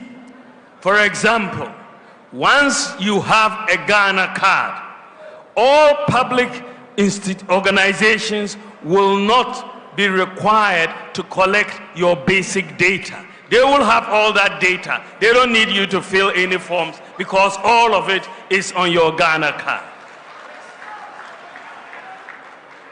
Ladies and gentlemen, I want to build a Ghana where we leverage technology, data, and systems for inclusive economic growth. I want to build a Ghana into a world-class digital economy. I want to build a Ghana where we apply digital technology, STEM, robotics, and artificial intelligence for the transformation of agriculture, healthcare, education, manufacturing, fintech, and public services delivery. As part of this process, it is my goal to eliminate the digital divide by achieving over 90% internet penetration within the first 4 years of office. We have already made very significant progress in this direction by increasing internet penetration from 34% in 2016 to some 70% by 2023. The task in the next 4 years is to move from 70% to over 90% as exists in the advanced countries. It is possible. I am determined to not let Ghana miss out on the fourth industrial revolution, as our continent did on the industrial revolution some centuries back. I want to see Ghana build the digital talent we require for the fourth industrial revolution. This will mean providing digital software skills to hundreds of thousands of youth. This, along with other priorities, will create jobs for the youth, including school dropouts. In collaboration with the private sector, we will train at least 1 million youth in IT skills, including software development, to provide job opportunities worldwide. Ladies and gentlemen, generally, there will be an enhanced focus on technical and vocational education. My government will also support the establishment of a national open university, Ghana, in collaboration with the private sector, and it will focus on ICT, TVET, and STEM. Ladies and gentlemen, to prepare our children for the fourth industrial revolution, I will enhance the positioning of the educational system towards STEM, robotics, artificial intelligence, and vocational skills to cope with the demands of the fourth industrial revolution and job creation. My government will make coding and robotics standard in senior high school. Furthermore, to become a digital hub in Africa, Ghana's telecoms industry needs more investment. The cost of data for the ordinary Ghanaian has become too expensive. It goes against the very ethos of our digitalization journey. We commit to working actively with industry players in setting clear policy guidelines that will remove any investor uncertainty and difficulties in business planning, including the expeditious allocation of spectrum, driven more by the goal of enhancing digital inclusion. In addition, we would be working with educational institutions, leading and global tech firms to establish a national robotics, engineering, and AI lab for research and training of young Ghanaians locally. We will also be providing venture capital funding and grant support for commercially viable tech projects by Ghanaian startups to drive innovation, foster high-tech entrepreneurship, create jobs, and support growth of Ghanaian high-tech businesses. We will also be providing live lab opportunities to Ghanaian tech startups under a matching program by purposely connecting them to matured large tech firms working on government tech projects to help startups test their ideas in real-world environments and to accelerate their product development cycle. We will also be working with the Bank of Ghana to significantly expand our regulatory sandbox to admit more fintechs as well as regional fintechs. This will position Ghana as a multi-regulatory, multi-jurisdictional sandbox for financial payments interoperability. We will also be establishing a fintech fund with a seed capital of $100 million. That is about 1.5 billion Ghana cedis to attract additional private sector funding and to support Ghanaian startups, developing payments and financial services solutions, especially focused on region-wide explorable solutions. Ladies and gentlemen, we will also be implementing a digital residency, that is e-residency, for businesses and individuals in tech firms to register and operate within Ghana. We are also going to be implementing a 5-year digital nomad visa and work permit to attract global tech talents to domicile and work from Ghana, appointing also, ladies and gentlemen, a digital ambassador whose role will be to develop new external markets for Ghanaian digital talents and products and facilitate the export of our digital services. Ladies and gentlemen, we'll also be implementing comprehensive data interoperability across government platforms to enhance transparency and streamline services. We will be pushing further Ghana's leadership, led by my boss, Ghana's leadership role in achieving cross-border mobile money interoperability among other payment systems within the AFCFTA to enhance buying and selling within Africa's 1.4 billion consumer market. Ladies and gentlemen, we will also be creating a marketplace to streamline public sector procurement. As a result of the increase in fiscal space from the tax and expenditure measures we are going to undertake, we will be in a position to enhance the digital economy by abolishing the e-levy as well as taxes on mobile phones. We are also going to ensure in this digital economy that we are building that the Ghana card will not be required, that for any person who holds a Ghana card, you will not be required to fill a form to get a passport. You will just be required to pay your fee because all the information is on the Ghana card. Ladies and gentlemen, working with industry players, we intend to make Ghana a world-class digital economy and a digital hub of Africa. I now come to our natural resources.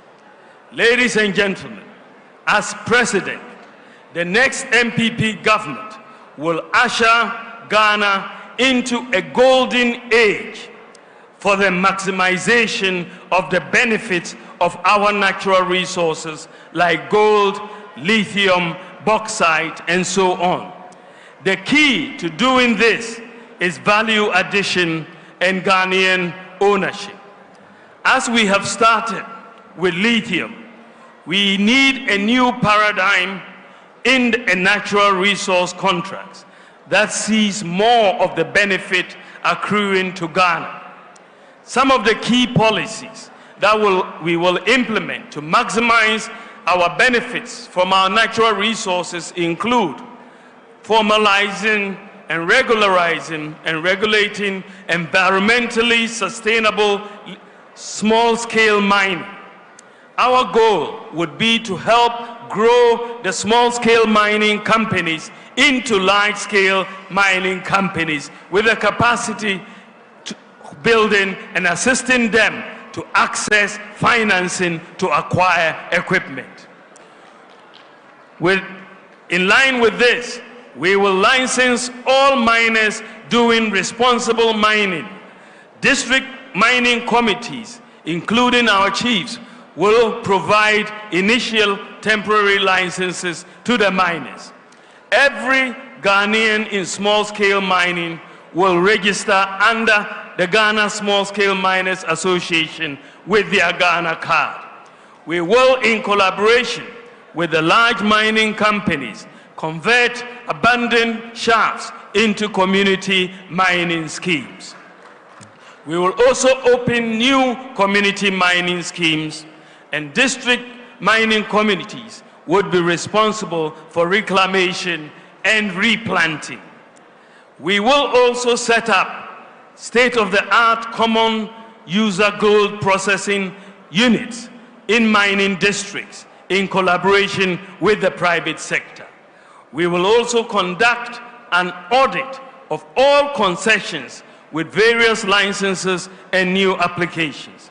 This will allow government to know licenses that have expired and non-compliance with the existing license conditions are in non-compliance.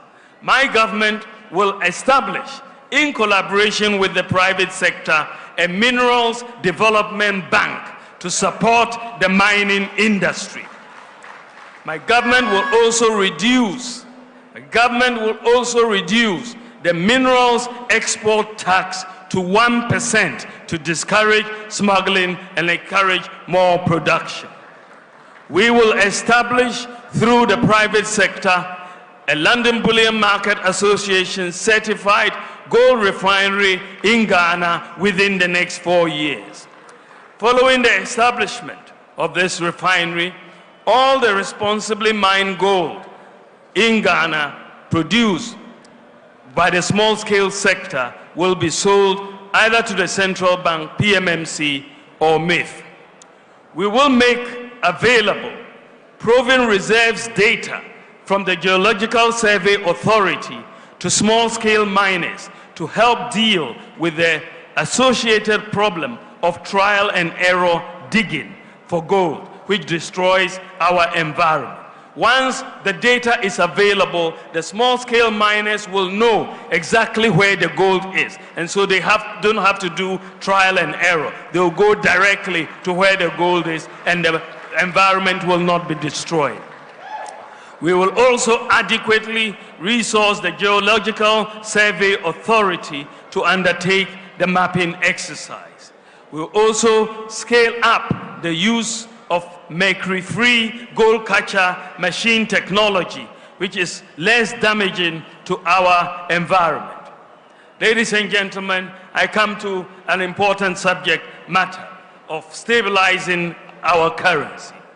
Ladies and gentlemen, recognizing the need to transform the structures of the Ghanaian economy from merely being an exporter of raw materials, an importer of finished products, to producing what we consume and adding value to our raw materials and farm produce.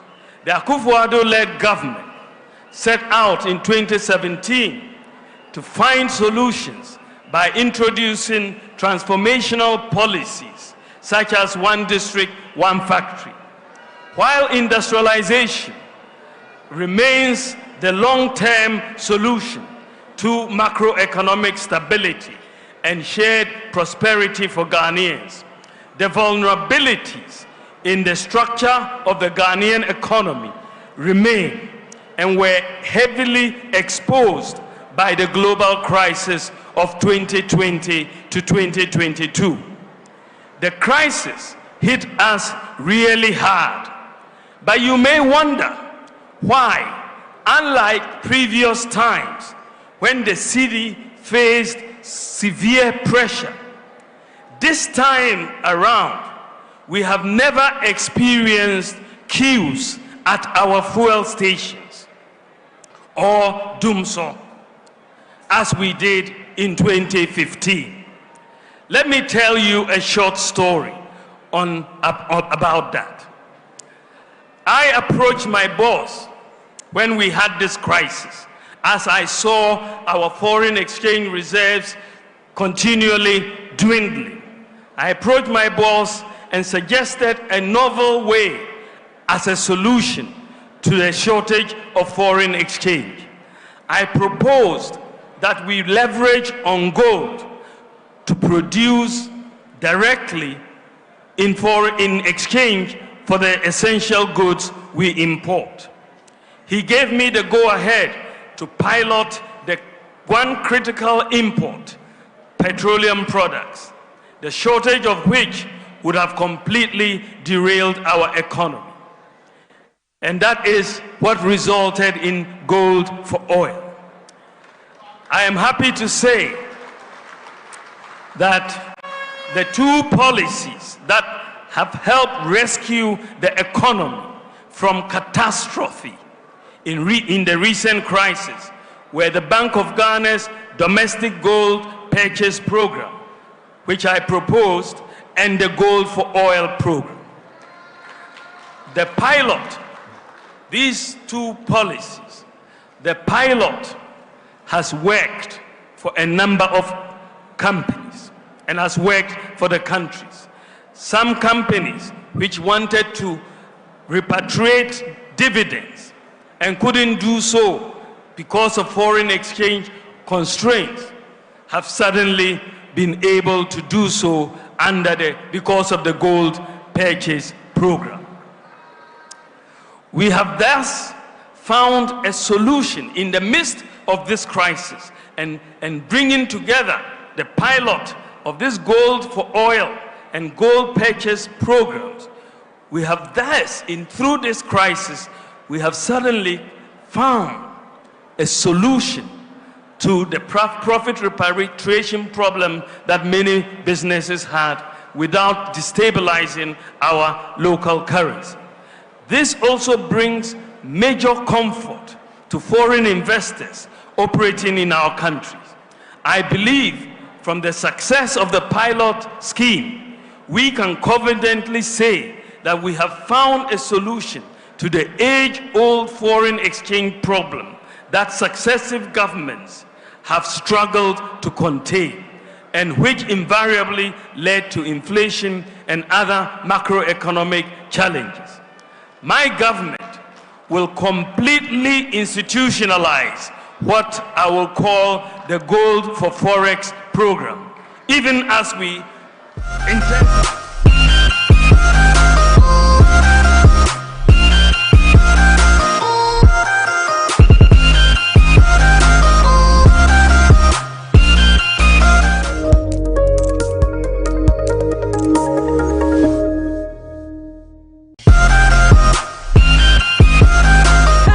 Emma, edi ye ho to mema so. Nanso ene die, eniema sesa enti sabio. Enne emepi, eye titiriu, ewa amanyosebu, asofudie mu, eni nnwuma akese mu. Emehia dwumedie ye mbre amehia. Ne yetu ye hofo, ye hye ye hu nkran, ne ye hye ye ho den. Sade ebeyi a emma yenso, ye bekwa ye nim, ewa abrabom. Ye besuansa anudwuma, eni ye ho asiesie. Oba se wukunu pia, ana wo be pia, na ho fadie mo tesen. Kwanya oba obefa so asiesie wo na wasipi na wasita ni nyina ye bekrew ama wahu wo sa dwumadie yi so enti oba wasade ne sen e wo wawareɛ mu wadwuma mu ani wabusua mu. And how do you overcome your challenges? Enti shiame Lady C Kwasi Adai ene Kwasi Adabia enwumre nonso e wo Fish TV ene Fish FM so na ye wadanso ye be ma repeat anadu nonko no enti frabusua